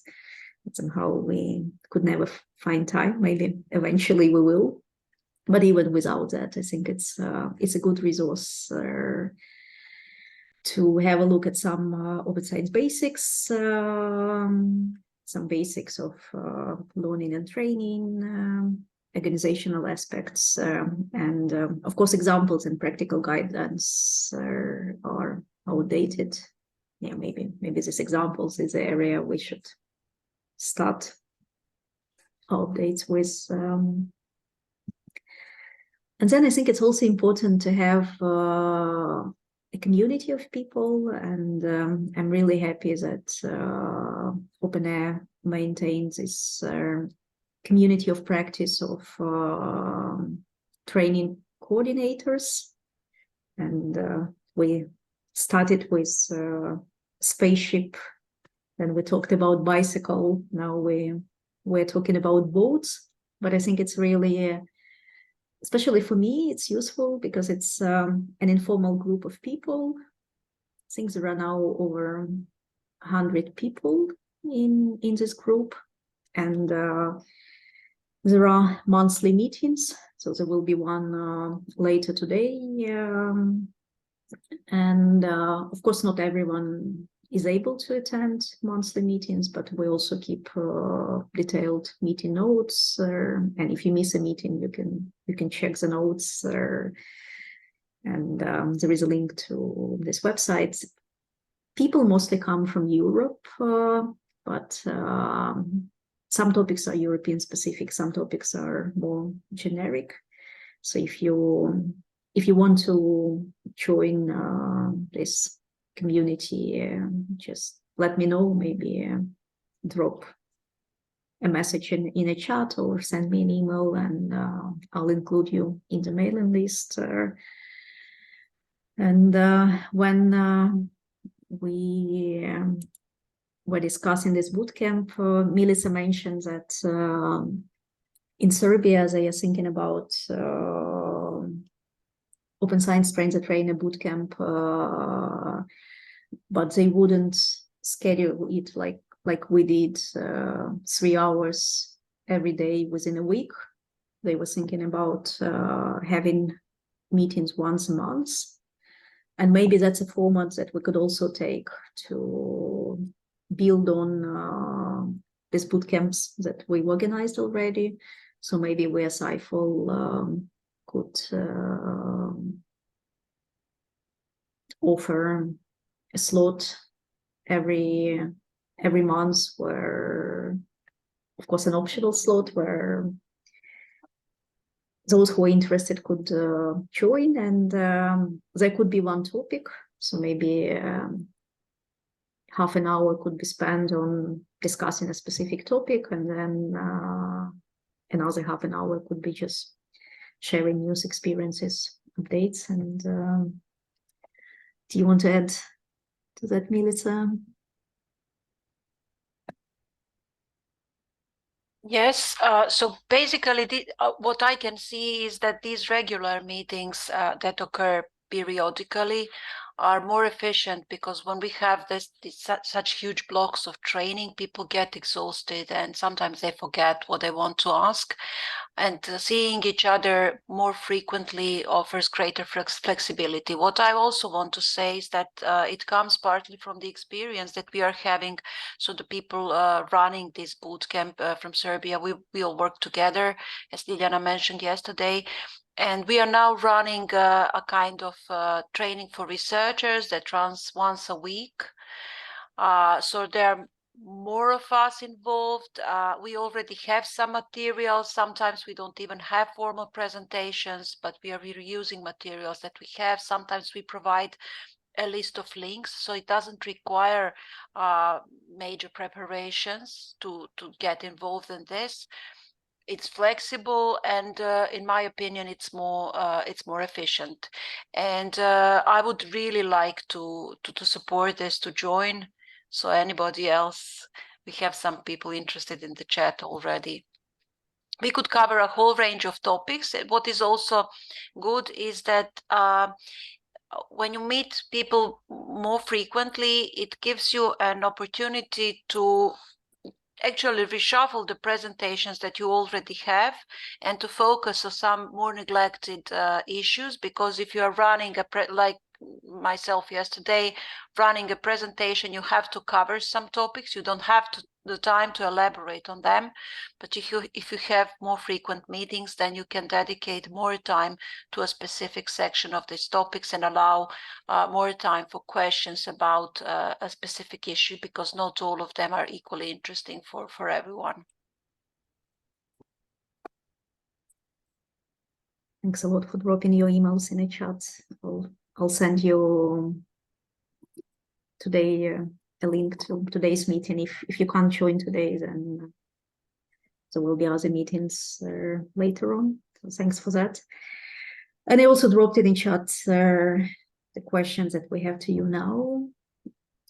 What kind of support do you need with your training? How can we help you? So one way is to schedule these regular meetings and topical and have more space for discussions. Another way, maybe you're working on some specific training materials, and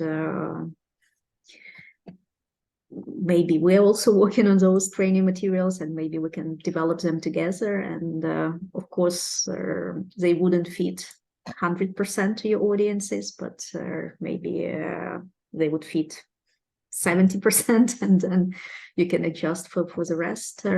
So now it's really time for you to say what you need, and let's try to plan how we can support you.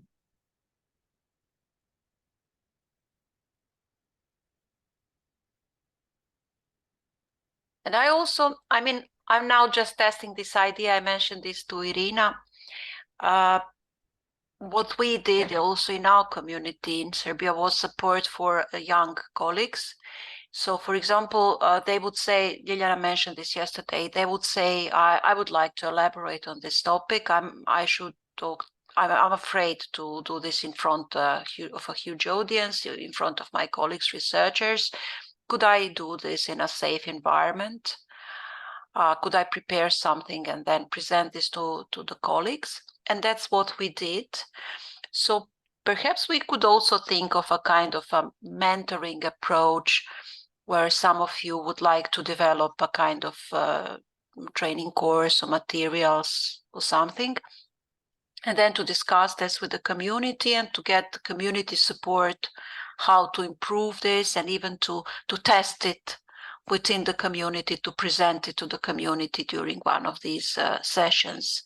I think that this is because I noticed that in some communities where librarians, for example, if you have a small number of librarians, if they don't do training very often because they don't have the time, they lack self-confidence.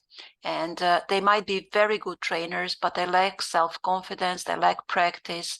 And these events where they can practice in a safe environment, where they know that these are their colleagues, that they can expect a positive feedback, might be encouraging and empowering for some people. So I would also like to suggest this kind of approach as well.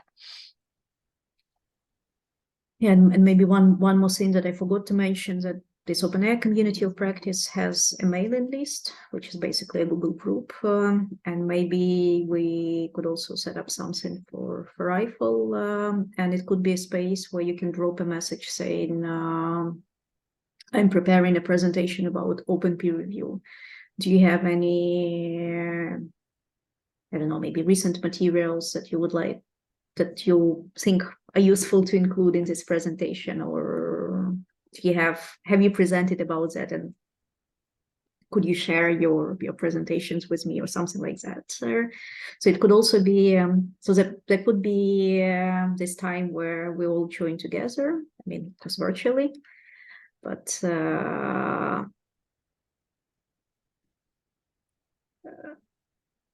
we could also exchange messages and help each other via mailing list.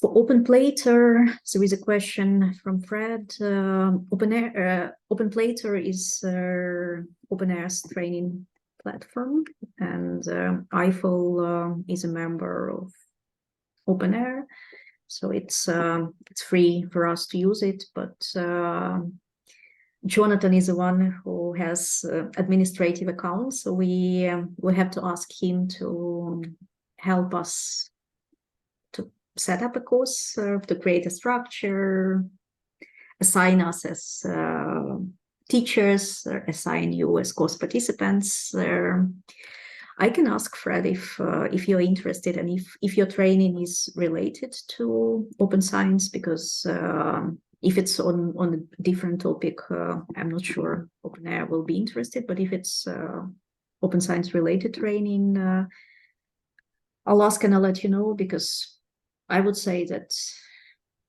OpenAir is interested in having more content on this platform and also supporting OpenAir members, and EIFL is a member because we also want to empower you as our partners in running your training activities. So I'll ask about that.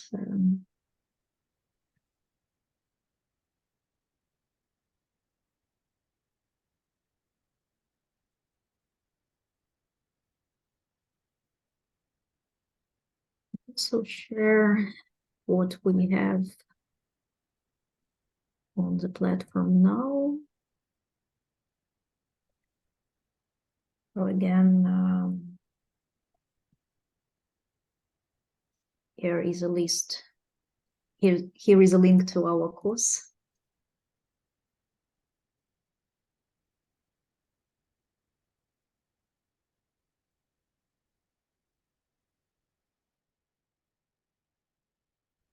So I think this is what you see as a course participant. I uploaded yesterday's recording of Jonathan's introduction, how to log into OpenPlater and how to use functionalities that are only available to enrolled participants, like forum, discussion forum, and other things. Then there is a section for yesterday, open access publishing. You can see learning outcomes, Militsa's presentation, additional resources, basics of open access publishing, myths and misconceptions about open access publishing, materials about rights retention, materials about open licenses, support materials, how to avoid deceptive publishers, materials about publication fees, preprints, open peer review, emerging trends in open access publishing. Then Lila's presentation about repositories, Irana's presentation about benefits of repositories, and an exercise that you can do for your repository or open access journals portal. You can check whether your content from your repository or your open access journals is included in Wikipedia. And then additional resources on increasing visibility and impact of research by using institutional repositories, additional materials about self-archiving, differences between Zenoda shared repositories and institutional repositories. And I also uploaded recording of day one. And what you see now should also be visible to your colleagues, even if they are not enrolled in a course. So all the materials should be visible without registration. Then for today, again, there are learning outcomes. This is my presentation, and these are templates, worksheets, a worksheet that I showed for initial training analysis, description of a learner journey, an overview of this ABC model, then a game that we sometimes play when there is an assignment to design training collaboratively during the training course, And there is a link to Open Science Training Handbook, a link to bicycle principles, and these 2 short videos from our colleagues. And we have a section about games. So this is Jonathan's presentation about gamification, Open Science Quest that he showed. And he didn't mention that in his talk, but before he created an online game, he was working in the university library, and he used a library space to design this game. So he had some spaces in the library where there were some instructions for people related to ORCID or to some other assignments. And it was like a quest where a library visitor could move around the library, do some assignments, and then get a reward. I think they were given pencils. I don't remember, to everyone who played this Open Science Quest. So what he showed was an online game, but it's also it could also be a game, a quest played in the library space. And they made all materials related to this library space game also openly available and reusable. And then there is a section where we are listing serious games linked to open science. So one of them is research data management, adventure game, and a data game developed by an organization in the Netherlands, which is called Dance. Then some Halloween team online escape rooms and science files, an access video game, role-playing open access mystery game that I think Jonathan mentioned as well, game of open access, publishing trap that could be played as an in-person game, and also online dilemma game we'll talk tomorrow. Then there is Open Scientometer, which exists in English and in French. And then there is also a list of all other games. And maybe I'll stop sharing, and maybe if you played any of those games,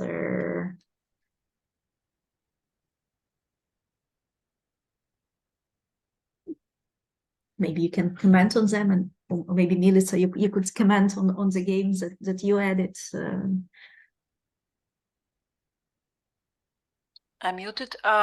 So first, there was a question in the chat about having or not having to log in.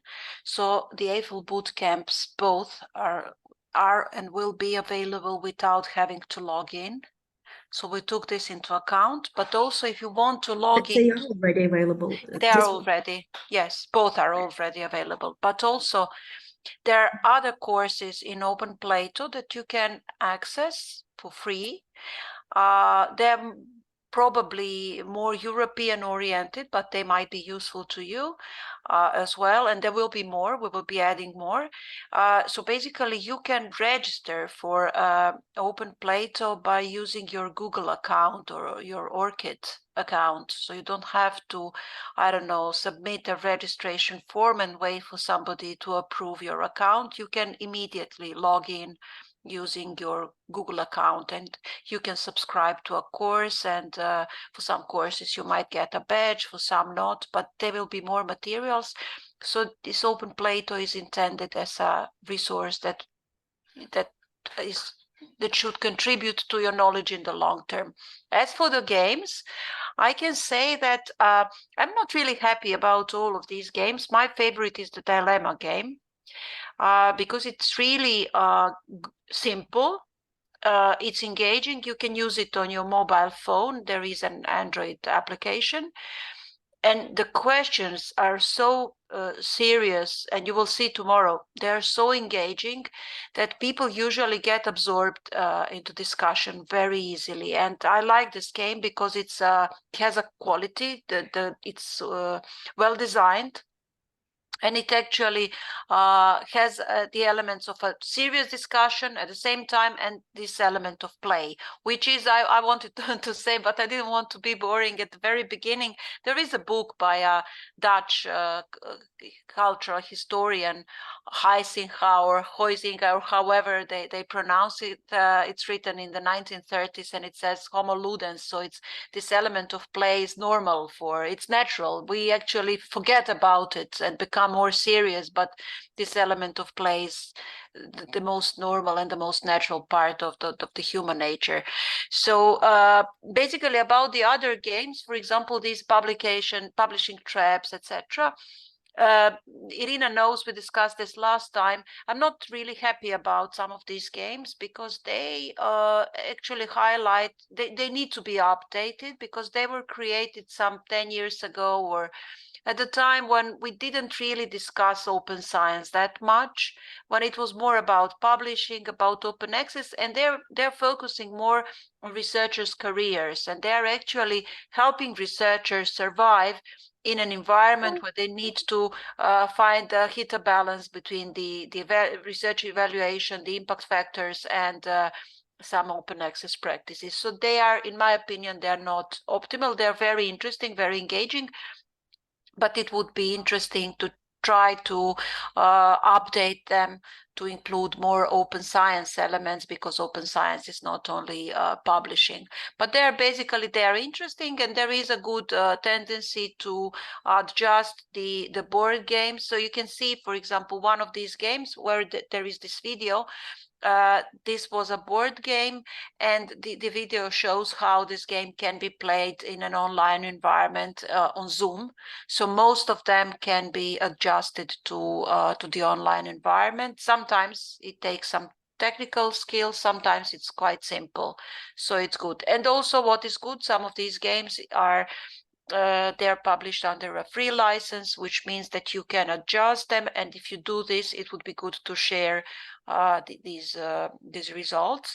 One of the good ways to do this is to use, for example, Zenodo, which is a free repository, and then if you do this, and if you do some additional designs, it's always good to share the source files so that the people can do the redesigns, and it's good to share it under a free license so that people can make adjustments. For example, sometimes people would like to translate a game into their own language, and if they have the source files and the designs, it's quite easy and it's quite cheap to do this. So that's how they can combine the online approach with the actual in-person game that can be played during their events.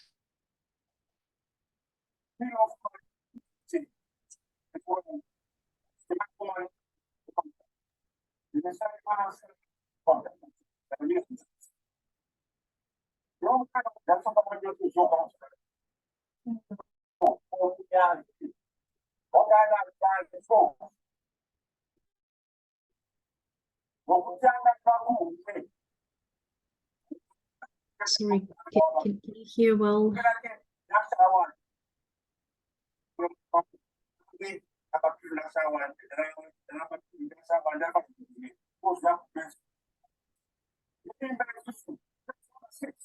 Sorry, it's a little bit hard to hear.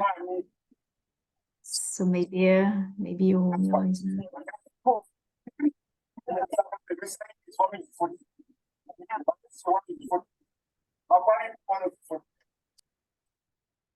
It's apologies, it's just really hard to hear. So maybe you can write in a chat. Sorry about that.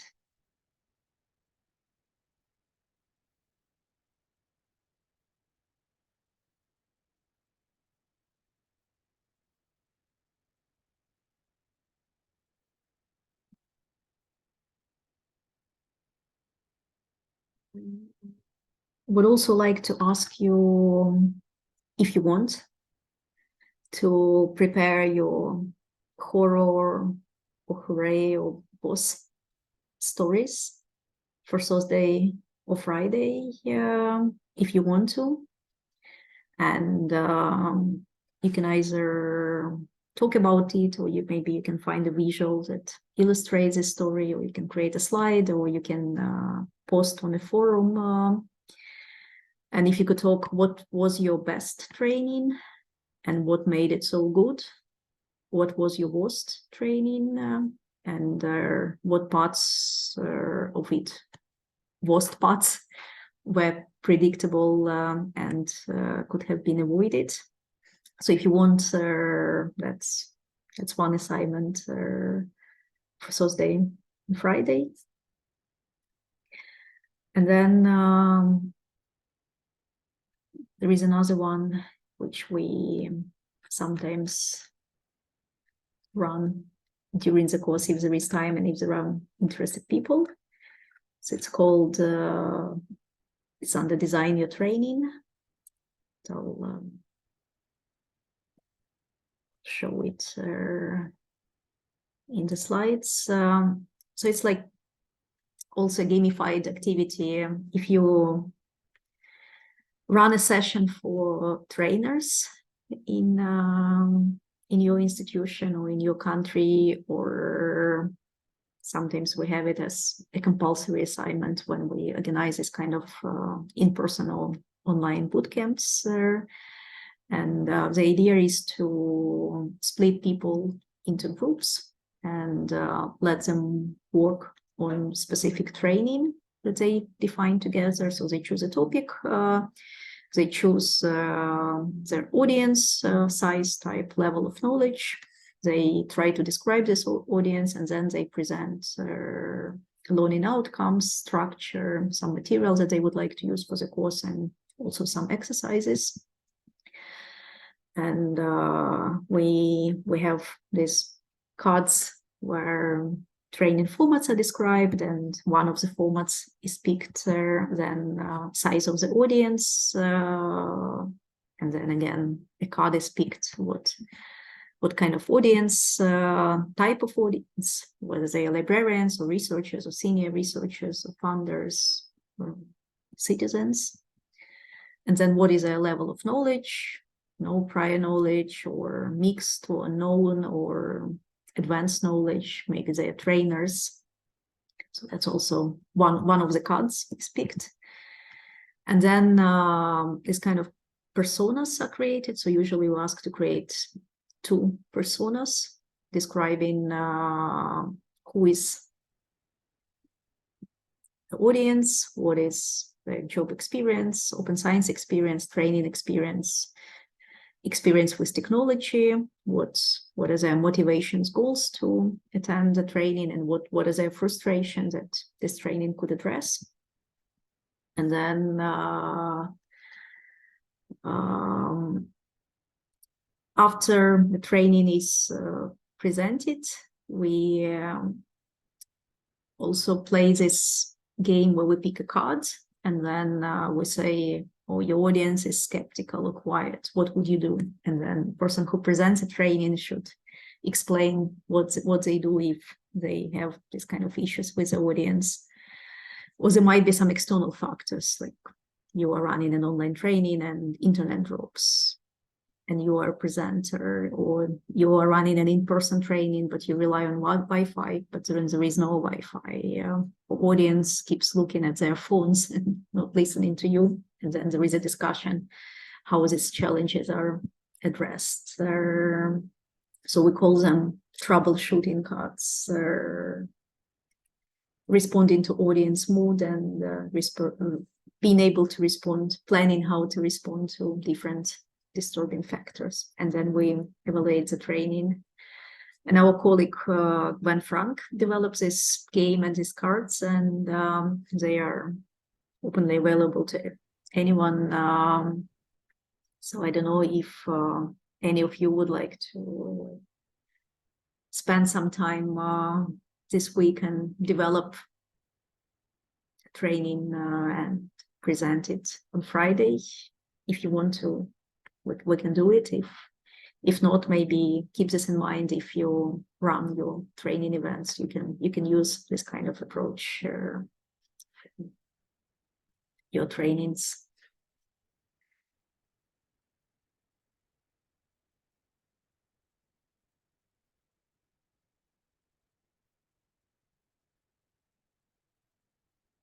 I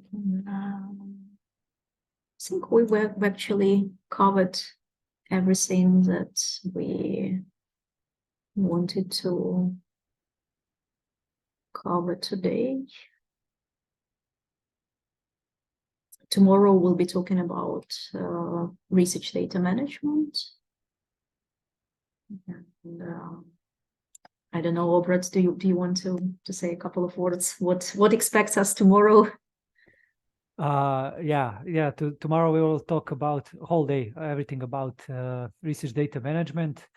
Me and Irena will talk about the basics and how you should approach to your audience with this in some way complex topic.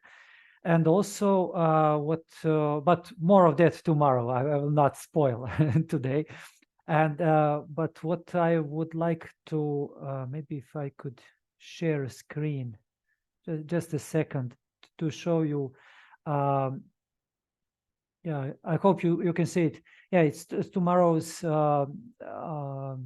course. It's on research data management, and tomorrow presentation will be also available. But for now, only this link for fair game pre-assignment, because tomorrow we will have one exercise with like a fair game that we'd like to show to our audience. It's a way to present them a sample of data set or something from data repository, and to try them to go by the book, by this questionnaire, and to see whether their data set is in compliance with FAIR principles. It's just there are many tools for that, but for now we think that we could use for this course tomorrow a simple fair simple checklist. It's like this, or just with a tick box, and you can, if you like, you can also download it and maybe print it if it's more convenient for you. So here you can find links for that on this. Yeah, and that's it. I mean, see you tomorrow. Thanks a lot. And when Obrat mentioned whole day, he didn't mean a whole day. He meant the whole session, 3 hours. So don't be scared. We won't be keeping you in line for the whole day. Whole EIFL day. Yeah, EIFL bootcamp day. 3 hours. Yeah. Thanks a lot for today. We will start again at the same time tomorrow. We'll be online for 3 hours with 20 minutes break around same time as today. And a quiz. There is an activity today related to a quiz, because yesterday nobody attended the quiz. It's an optional activity, no? No, Make a quiz? No? No. Oh, sorry. There is no quiz today. Sorry. Oh, so sorry.